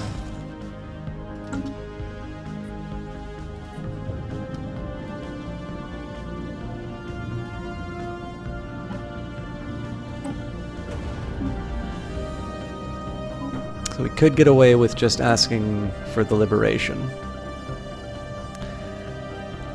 I definitely want the greed to be real, though, because I should be able to build a fleet relatively quickly. And I can actually bring that in to assist the humans. So the humans... pretty fragmented, actually. Research complete. Oh, interesting. So it looks like there's another group of people actually attacking this group. And they're taking their capital. That's perfect for us. So we're actually going to be able to use that to our advantage.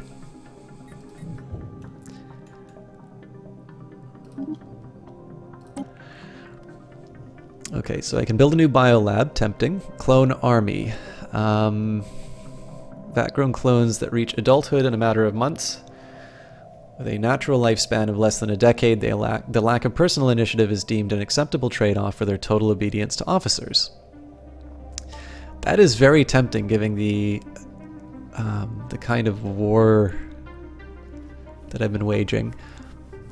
I actually think I'm going to go long-term, and I'm going to go for the additional habitability because I'm sort of tired of dedicating resources to improve happiness. And I think this will pay off in the long run. Mining drone base destroyed. We've received reports that the mineral processing hub observed in the Bithram system has been destroyed. Significant source of raw and processed minerals were jettisoned and have made planetfall on LR9399 in the local asteroid belt. Okay. So what that means for me, I'm going to build frontier outpost here. Hello, BT Blondie.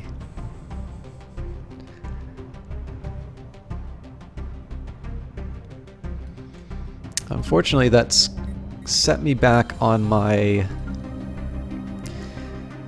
fleet construction. System survey complete.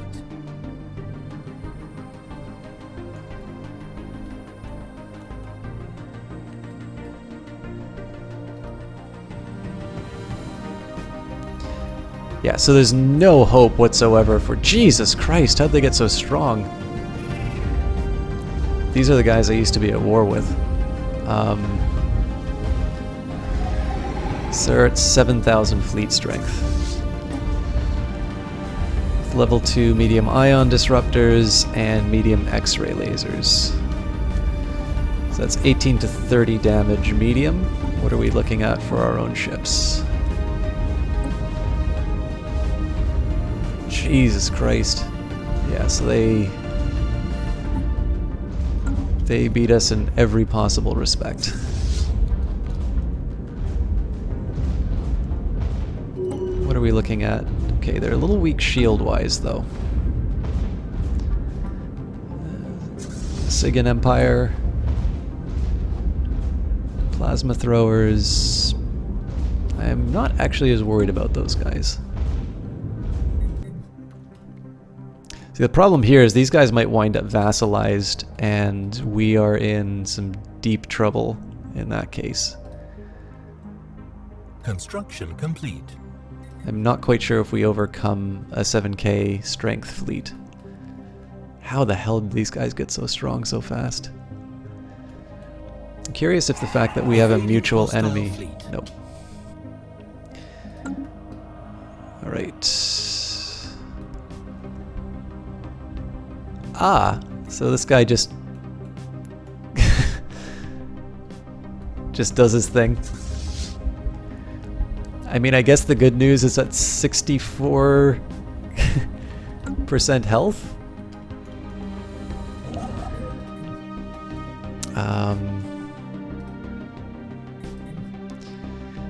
Okay. Let's take a minute and consider. I'm gonna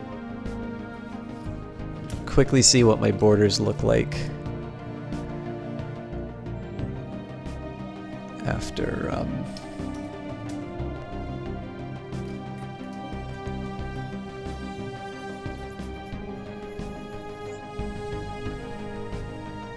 yeah, so this would be a pure well, I could put the frontier outpost on Lessim actually, so let's...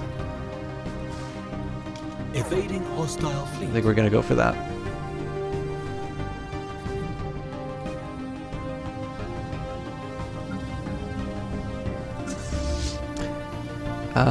So I need 3 more destroyers because I'm gonna build one more. Complete.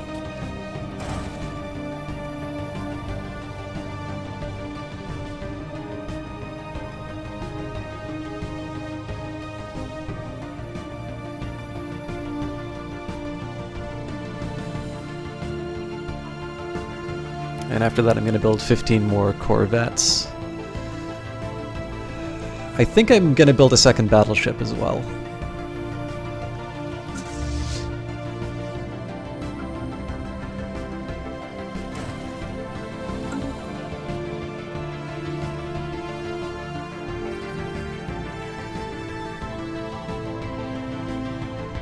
Spectre's healing up, so I got to be careful about that.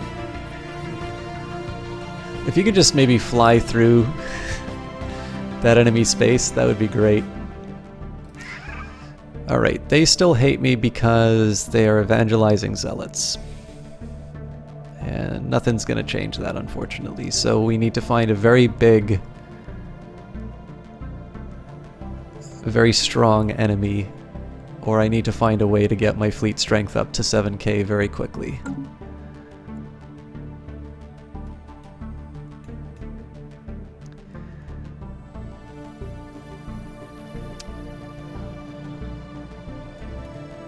Now, unfortunately, I don't think the frontier outpost at Lessem is going to allow me to get the resources at Maragdus. But I might get lucky. Okay, so apparently I've been wasting this science ship. I think I said I was going to do some investigations in the north. So let's just make sure everything around the edge here. Ah, well, we haven't done this, so...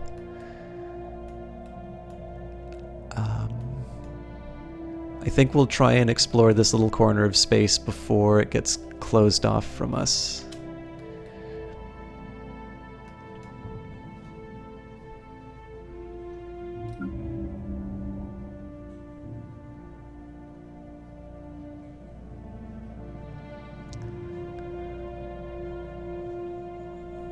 Now, I'd be very tempted to start building a few corvettes right now, but I do think I want to save up for this battleship, so I'm going to wind up sitting on my hands for a little while, which doesn't make me feel great.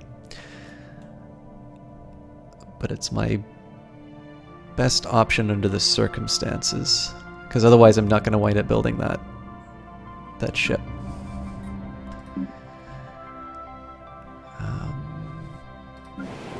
Also, I've got some more adjustments to make on my home worlds, but I think getting a working fleet is the higher priority at the moment. Construction complete.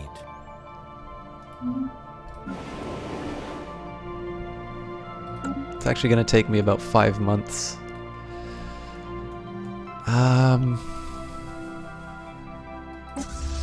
Interesting. So they're actually putting up a fight. Very interesting.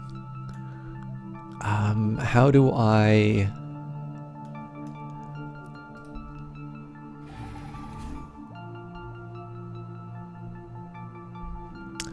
That's a shame. I was actually hoping to be the one to take out that defense platform. So humans still control that. Well, you know what I can do? Oh, they've got their invasion fleet, so...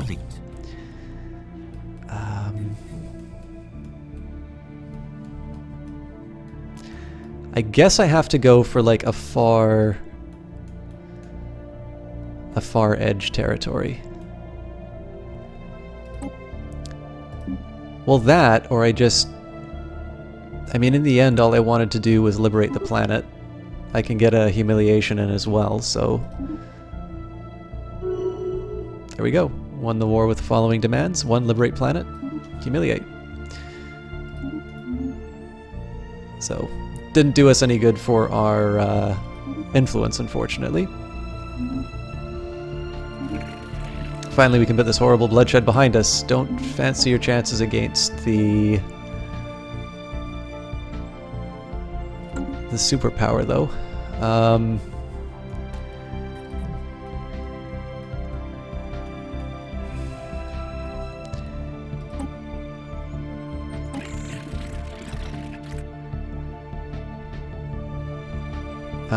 All we want is to be left alone. Is that such a difficult concept for those to understand? Alright, more of the same, it looks like. Yeah. So that basically... That was a big waste of time, is what that was.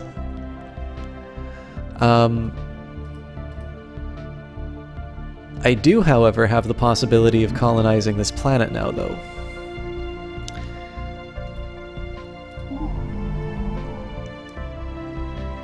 So we are going to take it.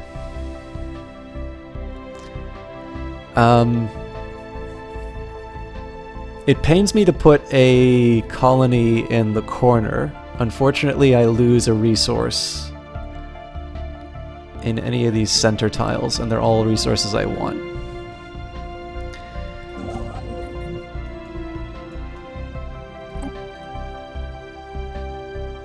And you should be building a frontier outpost. And I should be rebuilding my navy. Sorry guys, I know this is not the most exciting commentary. Oh, what do you know? The time that I gain all the bonus influence.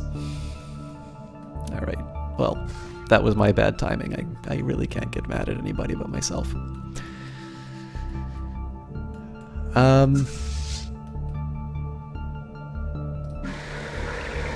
think in the meantime we'll continue in a similar vein. Should actually consider deploying my fleet to Murfrid. Let's see what the colony ship finds. If it doesn't find anything, then no need to worry. If it does find something, I'll send the fleet in to enforce order.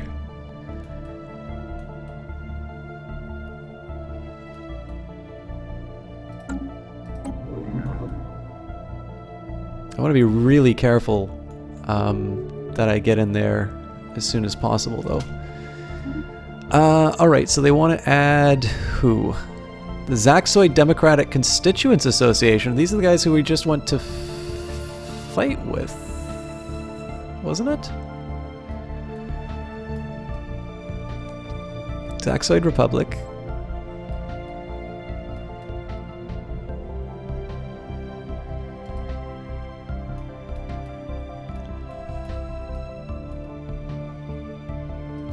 Oh! Oh! Yes, we will do a migration treaty. And yes, we will accept them.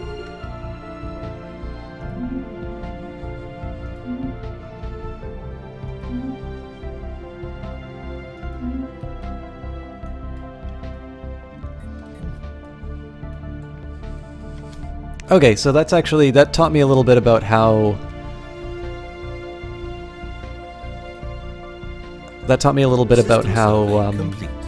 liberation works. You wind up putting in sort of a puppet government and such. So again, something of a loss. I mean, I would have preferred to take this territory for myself, but I can sort of dry my eyes with the fact that I'm capturing an equally desirable colony, and I'm building a frontier outpost to sort of gobble up these other areas. It does put us into some border disputes with some fairly strong opponents, but we'll also be in a better position to sort of build some strong fleets, which I'll probably spend some time doing some homework on. Okay, where are we at? So we've got 2 battleships, so that's 16 used up there. We've got... what is it? 16 used up on the cruiser. We've got 14 used up on the destroyer. I don't know, let's just start by building as many corvettes as we can. Incoming transmission. System survey complete. Construction complete. Vassalization request. We are too weak to survive on our own in this hostile galaxy. Will the League of Sek-Lokar provinces protect us if we become your vassals? Absolutely. Oh, that is a pain in the ass. We just missed the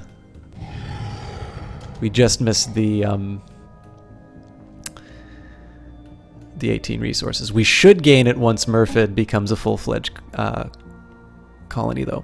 A spectral entity has been detected by our sensors. It seems to be roaming from system to system, destroying matter around itself indiscriminately. Early observations suggest its composition and manipulation of light may make it extremely difficult to target. But one thing that we have learned exploring the galaxy is that even light itself can be bent and broken. We only need to figure out how. So, I think we are due for a trip to some old friends. Let's see what...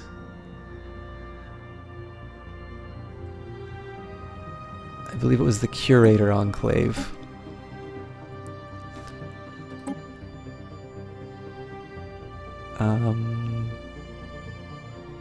See, I actually do want to purchase this.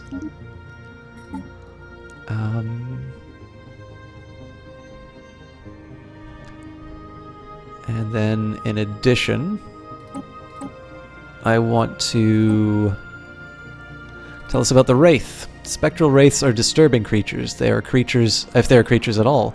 We consider them a rare and extraordinarily efficient natural disaster. Interesting. Nick the Peasant, how are you doing? I talk too slowly. I'm falling asleep.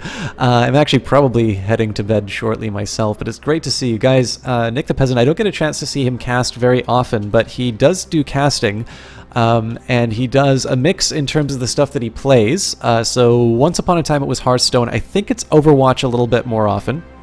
But he also does, what once upon a time should have been called shoutcasting, but continues to be called shoutcasting, perhaps unnecessarily so, because shoutcasting doesn't exist anymore. Or, well, the shoutcast doesn't really exist anymore.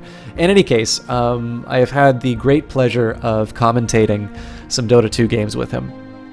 And it's a lot of fun. He's a really great guy, and I am hoping, especially with him and people like him and Frantic Whisper, that the more people I get to sort of follow them, the more pressure they'll feel to cast regularly. So, as always, follows are free, and it's, I think one of the best things that a caster can ask is a chance to entertain you, and I certainly know that Nick will do his best to provide that entertainment. So I think if you guys give him the vote of confidence to say, I want to check out your stuff, you can have that chance to see whether or not it's for you as well. Anyways, I hope you've been well. Have you ever played Stellaris, or have you ever seen Stellaris, Nick? Right, what do you know about these disasters? They appear to be illusions of light, but when you get close, it quickly grows apparent that they are far from illusory. Paradoxically, in that appearance lies the key to their defeat. Their relationship with the visible spectrum of light is their strength, but it diminishes when you approach a light source of similar frequency. Pay close attention to the color of the Wraith. Ah! Alright. So I don't need to pay for this rule, we just need to find a sector to engage it in.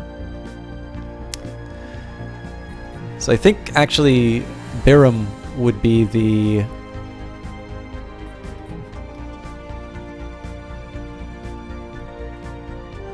Oh, you know what? Just because it's the same color doesn't mean that I have to fight it in the same color. No, Cheerful Maple Branch. I don't believe this game ever was in early access. It was... Paradox tends to release these grand strategy titles in sort of full form.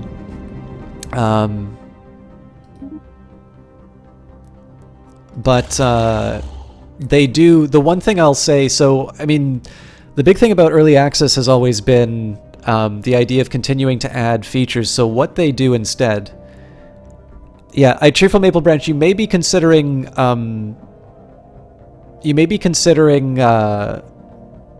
Endless Space 2, which is currently in early access. I haven't played it personally, but I did enjoy their first one. And Amplitude is definitely they know how to deliver on 4X strategy games. But I personally haven't played it. I was actually given a copy of this from Paradox.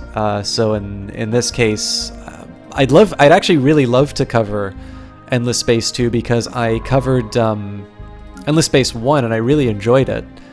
But whether Amplitude is... I mean, I'm still a sort of small level caster, so I don't quite know if I'm...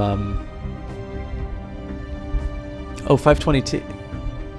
Interesting. So theoretically, if it's the same color, I should be engaging it here. I should build up my fleet first, but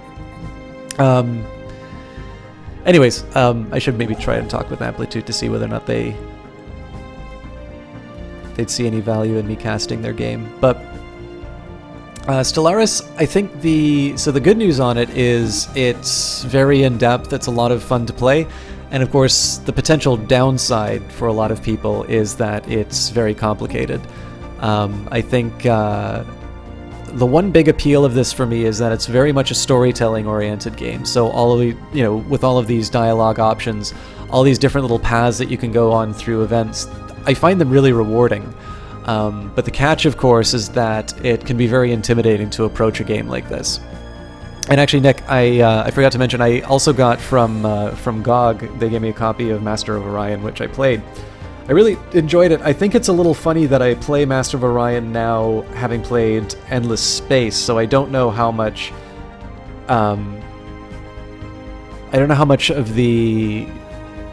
influence the old Master of Orion had on these games, and so the similarity actually goes back to some of the classic space exploration games, or if Endless Space was sort of the one that generated some of these ideas. I don't think it really matters anyway. They're all really fun to play, but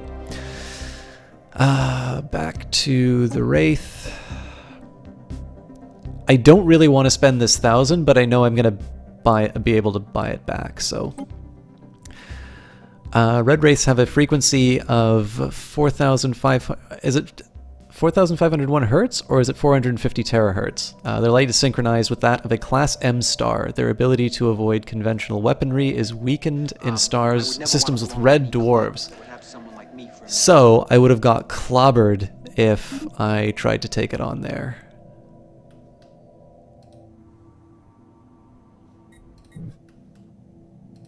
Unless this is just a really good looking... Yes, this is Class K. Class G.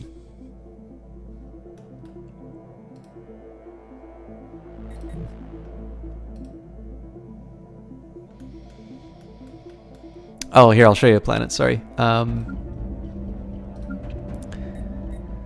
this is the planet summary. I chose the look for this. On the surface, you have all these population areas that you can build up.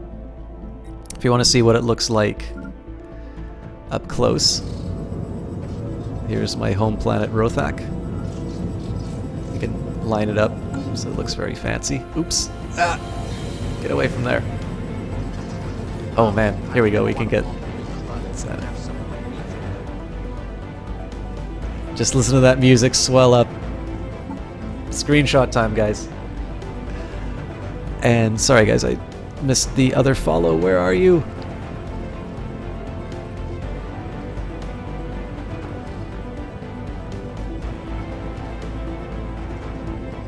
Yeah, Nick, actually, so that seems specific.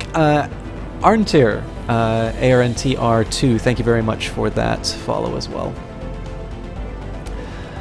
So the color is actually specific to that Wraith unit. Everything else doesn't have that color coordination, but it does make things a little more complicated. And of course the challenge here is that, where is it? They vanished. No, here. It doesn't tell me how strong this thing is. It's just, you know, massively OP, I think is what that means. Just keep some cans of paint on hand. I really appreciate that. Again, like I was saying a little bit earlier, I think the best a streamer can ever really ask for is a chance to entertain you. I wonder if there's a way to search by class of star. I know you can search for... Nope. I need to find it normally. The best a streamer can ever ask for is the chance to entertain you. It, oh, Jesus Christ. Is that really... Alright, so they're in rival territories. System survey. I'm going to be waiting a long time for that thing. Oh, it's not a problem at all, Nick. I like interacting with people on cast. It's actually one of the reasons I like playing Stellaris, because when I'm not explaining my my plans, and for my own part, I need to understand combat a lot better in this game, because I've had 3 fleets completely wiped out at this point. How does this game differ from Sins of a Solar Empire? Cheerful Maple Branch, I hate to say it, I've never played Sins of a Solar Empire. What I can probably do, though, is I know that Paradox tends to have very unique kinds of games. So what I'll maybe try and do is run you over the very basics of this game. It might actually be the thing that I have to sign off with. But I'll give you some ideas, especially talking about what the earlier stages of the game are like, because I think that's really the make or break on this one. Anyways, the Norilja Vestige, who I think I'm pissing off because I am too close to them. You've encroached upon our space for the last time. Withdraw immediately, or we'll cleanse the stain of the upon the universe that is our worthless species. We have no choice but to accept. Destroys a colony. Humiliated modifier added for 120 months, giving the following effects: happiness -10, monthly influence -33%. Or I can refuse. I'm doing that. It's such a dumb decision. Oh man, I colonized this place ages ago. These guys are undeniably going to roll over and crush me at any point that they want to. But I'm playing chicken essentially with the idea that they don't actually declare war. If they do, though, there's no hope.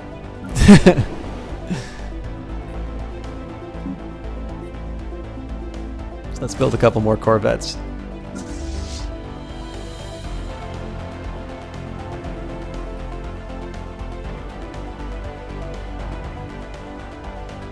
Any mods? No mods, the Mystic Mist. Alright, so I guess I promised I was going to talk a little bit about mechanics of the game. So you begin just with a single planet, and your basic plan is, I'd say at the start, it's actually to explore. So I'll show you how that works because I've got a ship sitting idle.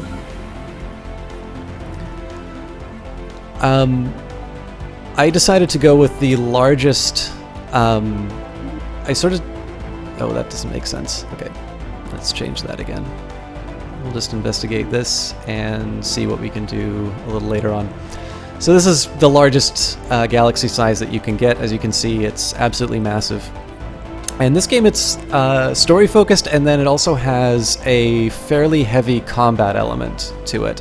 I think the only conditions right now are to basically own 40% of colonizable planets, or to have sort of vassalized or otherwise sort of incorporated all of the other rival races, which will also include these beasts, which I am in no shape whatsoever to take on.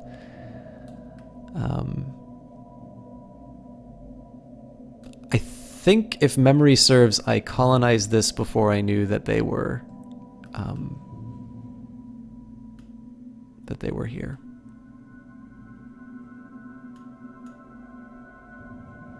I was kind of really just waiting for that Construction complete. that hammer to fall. So you build the game up from the very bottom. You build your race. You sort of decide roughly how you're going to accomplish the goals.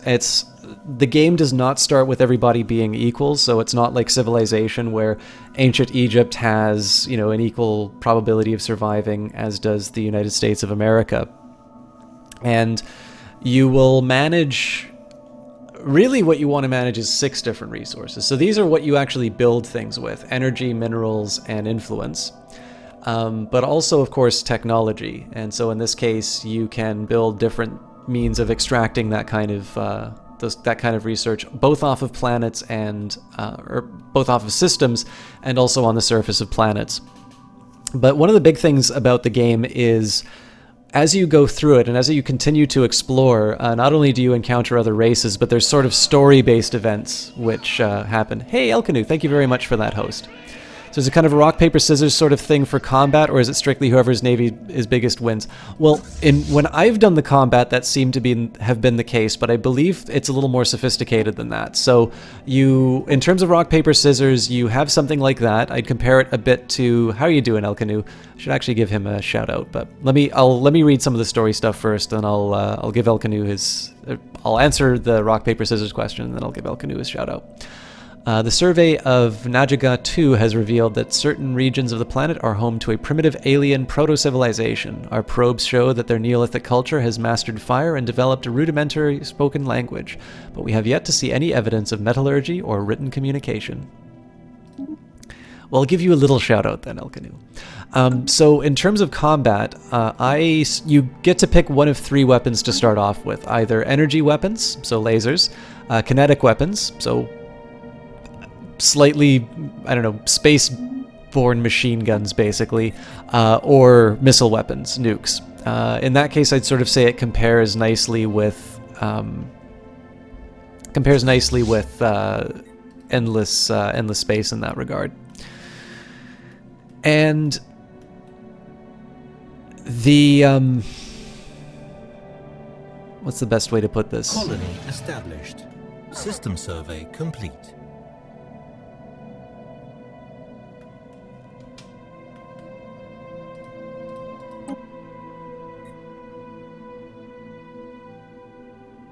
Sorry, I just want to double check this planet, which I've been neglecting for a while. Still early space age.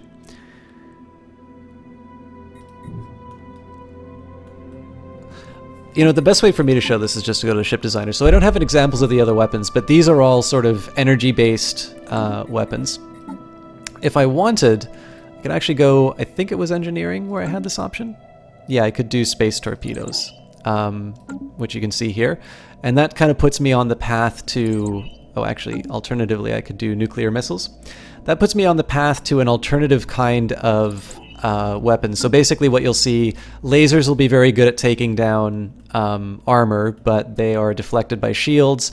Missiles are very strong and they fire at long range, but of course it comes at the cost that you can shoot them down with countermeasures.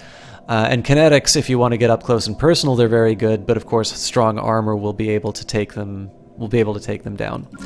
So you sort of have to, if you don't know the enemy, you sort of hope for the best and you know, and adapt as things come by. But I will notice in my own case, I've had very strong lasers and some fairly strong shields up, and it seems that the enemy fleets have been able to sort of take me out. So I think there's a sophistication in the game which I may be missing, and that's why I've been doing a little bit worse with combat.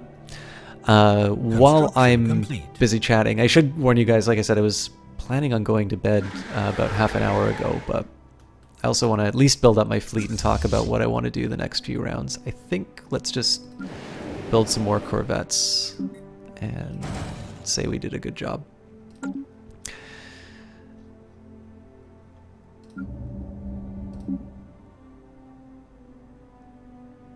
Yes, focused risk, it does. I've actually been not so good at getting a proper night's sleep. I think, so I love my new phone. It actually lets me track sleep.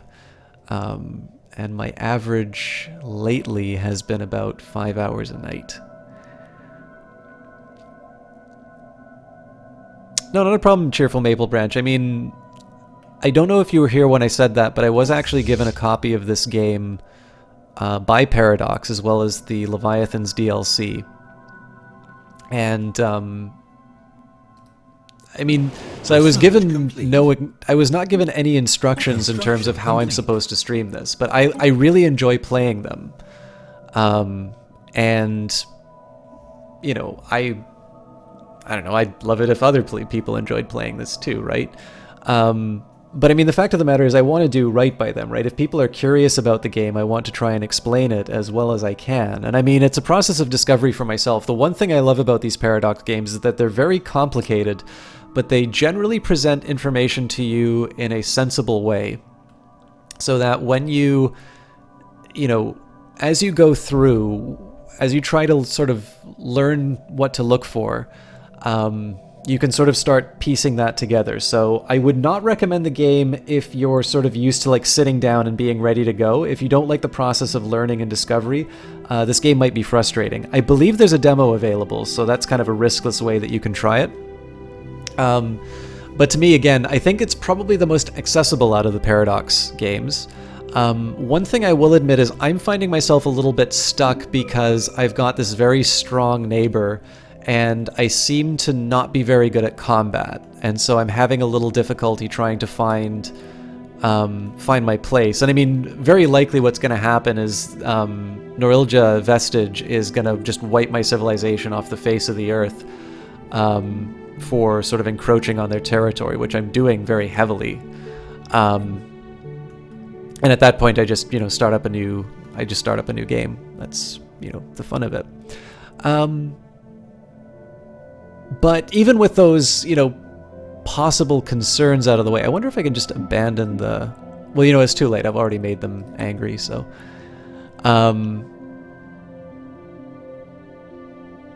even with maybe the fact that I'm still sort of feeling around and trying to learn the combat, trying to learn what to do in the mid game and things like that, I do find it a very compelling game, and I find it a lot of fun to sort of just play around and see how things work. I don't know if I want to do an antimatter reactor, so the advantage here, of course, is just additional power generation. It should possibly cost... I mean, it should be able to power my ships a bit better. I think I'm going to do plasma throwers, though. Hopefully that'll unlock a little bit more as far as military tech. Yeah, absolutely focus risk. And this is the other thing, too, Cheerful Maple Branch, is that these games do very frequently go on sale. You probably won't see the DLC go on sale anytime soon. But then, if you're... System survey complete. If you're not sufficiently interested in that, I don't necessarily think that's... a bad thing that you just try the game without the DLC first. Okay, I need to make some decisions about what I'm... Oh, well, I can research this first. Alright, I'm all over the map right now. Sorry, this is what happens when I get tired. Elcanu. Elcanu is a French streamer, and I found him because I was interested in a game, actually early access. Sorry, Maple Ranch. I also didn't finish the thought that I had. Paradox updates their games a lot. This got a free update very recently with the with some story stuff from the writer of Sunless Sea, and I think so. Often it comes with an associated DLC, and in that case, it becomes very costly. It's a little bit like wargaming in real life, you buy the models and then you buy the army book, and all of a sudden you notice that you're spending a little bit each period to continue with the hobby. So if you like having all the DLCs and things like that, it can turn into a somewhat costly enterprise. But with that in mind, there are features that are brought through it. A good comparison actually would be to see what Paradox Interactive, which is the publishing arm, did with City Skylines, which is most of the features that are added in City Skylines actually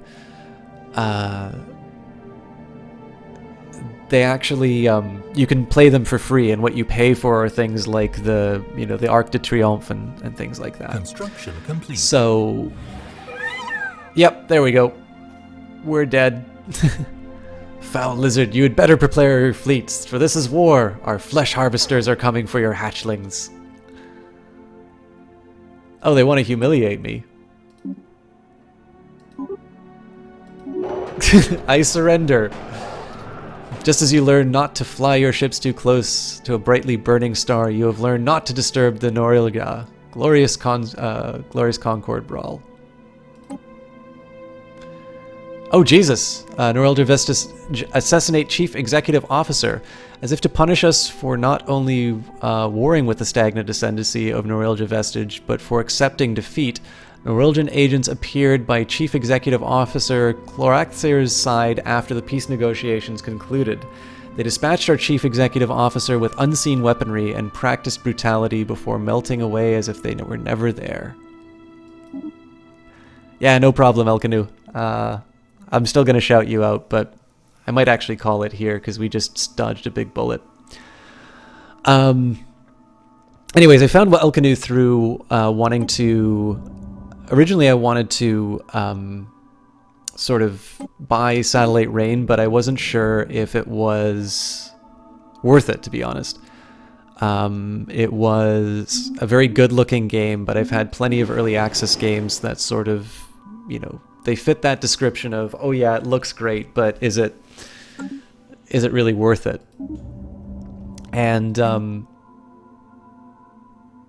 In the case of the English streamers, I tried to watch them, and it didn't actually really do a whole lot for me. They sort of stayed quiet during the game. It wasn't clear to me what was going on, and it made the game look a little bit boring. But I got a chance to watch El Canu. I'm trying to learn French, and so it was an opportunity for me to practice a little bit.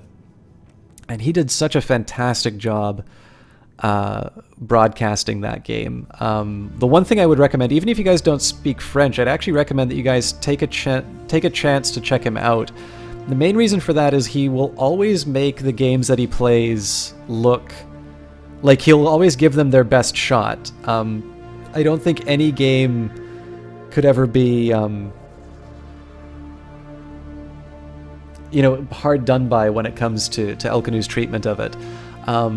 And for me, I know, as Focused Risk has been talking about, I keep a Steam wish list of stuff that I want to pick up or want to consider. And I very often wind up adding stuff on side of it. I mean, he's also got a beautiful sense of humor, so even if you don't speak French, you'll find it pretty funny. All right, so because my CEO is assassinated, I can choose to spend influence to make any of these people ascend. In this case, I'm just going to abstain and see what happens. So we got Zaz, who is governor on Hizzle Prime, and his agenda is to grow the economy, which will give me an additional 10% energy credits, which is nice because I've been a little shy on that. Charismatic, so I can actually also declare edicts for smaller cost. But the first thing I'm going to do is hire a new governor for Hizzle Prime. And I chose a species that is quite short-lived. This bonus doesn't give me anything though, so I'm going to go for the youngest one with an actual useful bonus, in this case adaptable.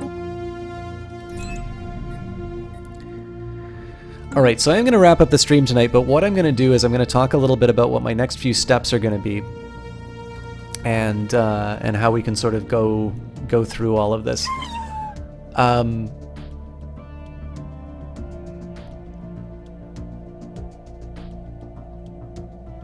I don't really know what to do about these guys. I could try maybe just see if I can pick up and move from here. I don't even know if that's an option.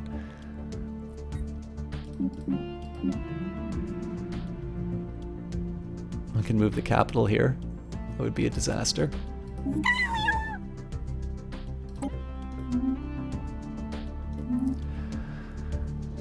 So first thing we're going to do is we're just going to go through our systems and see what we can accomplish. It's tempting now that I've got 7 food. I could actually potentially switch out this farm for something different and just sort of rest in stagnation, but I think I'm actually going to sit on this for a little while and just see if I can maybe do an improvement to the hydroponics farm and make sure I'm always at a surplus. You never know, there might be an event that winds up losing a population or something like that.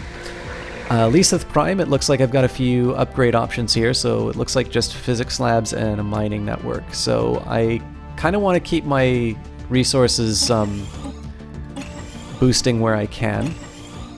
Next up, we'll build up our research. I still can't clear out this toxic kelp, so that's kind of causing this planet to stagnate a little bit. Next up, Jop, and I think it's just hydroponics farms and physics labs again, so let's just upgrade. We'll at least upgrade these. Yeah, sorry, less life. But we do this every Monday. Let me just think a second. So yeah, we're doing well for our food, and we're actually getting to our last population center. So what I'm probably going to do is I'm going to probably replace this hydroponics farm with something different. Hizzle Prime is my best option for development, and I can actually clear out some of these tiles as well. So I'm going to start... Oh, still can't afford to clear that. So first priority is going to be to clear out this tile to move this population, just so they can take advantage of the food, and I'll probably do the same over here. I've still got a few other things I can move them to. One thing I always make sure is I want to make sure there's at least some building for these guys to land on. Otherwise, it's wasted human resources or whatever. species resources. Panarium Prime, unfortunately, is kind of just a dead world. I should probably switch out this hydroponics farm for something else, because until I can get rid of toxic kelp, I can at least gain the advantage of working one other tile. Cherton Prime is pretty underdeveloped. I don't know if I want to do an upgrade to hydroponics or if I want to start building. I think what I am going to upgrade hydroponics for these guys, and mostly just because I want to fill up these slots with as much population as I can quickly, take advantage of them, and then I'm going to be building a bunch of labs and things like this on these areas. Finally, Murfid Prime, which is my newest colony. There's no point in clearing out these areas yet. I'm going to be populating this, and then this, because again, these are all food oriented, and I'll also be gaining mineral resources. At that point, I'll consider removing the active volcano, and that'll give me maximum food, and again, I'll just keep on filling up the...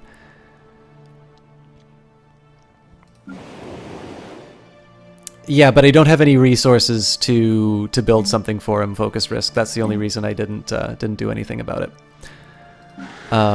I could cancel like some of the upgrades, but within a couple of turns, I'll have the money through my minerals, so I'm not too worried about it.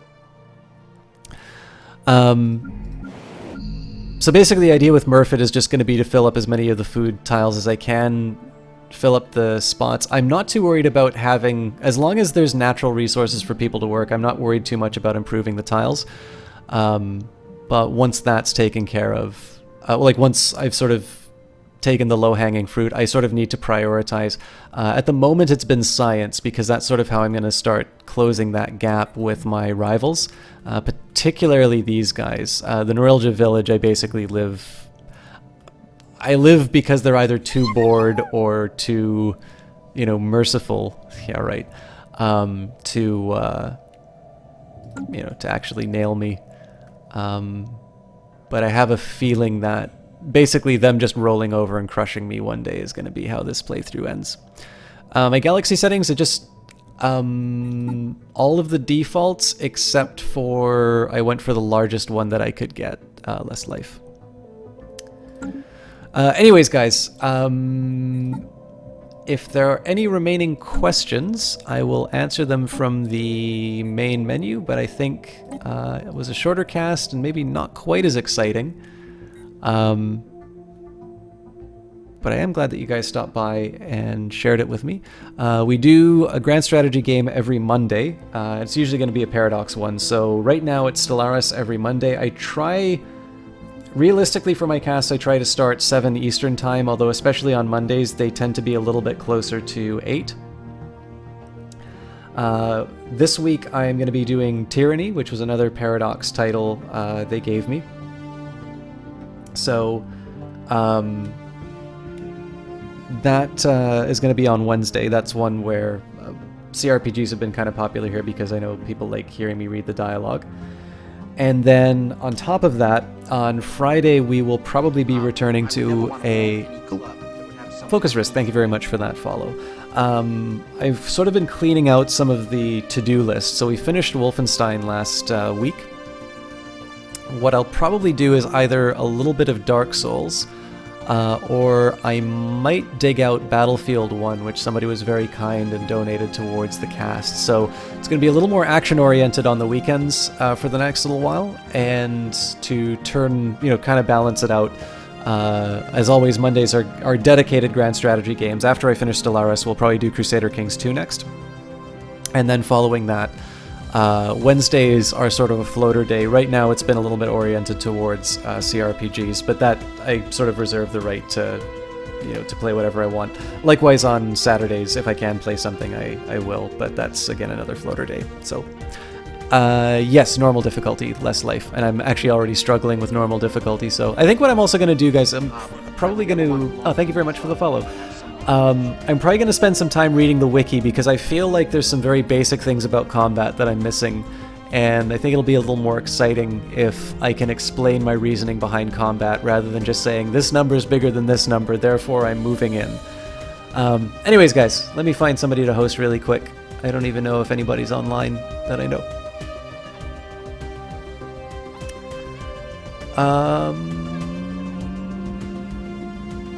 Oh, you know what? A very good friend of mine is casting right now, so if you guys are looking for Paradox stuff, you sort of know where to look.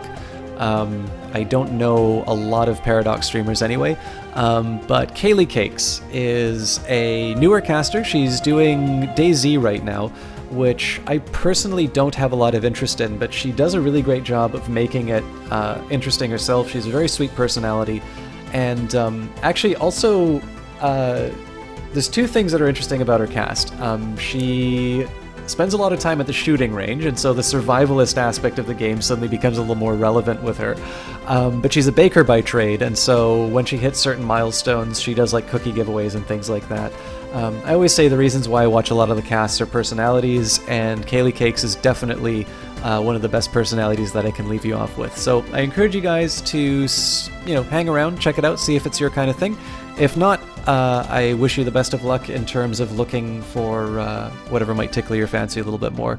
But for now, we're going to raid Kaylee Cakes, especially because I don't get a chance to see her as often. So have a good one, guys. Thank you very much for sharing the game with me, and we'll see you next time.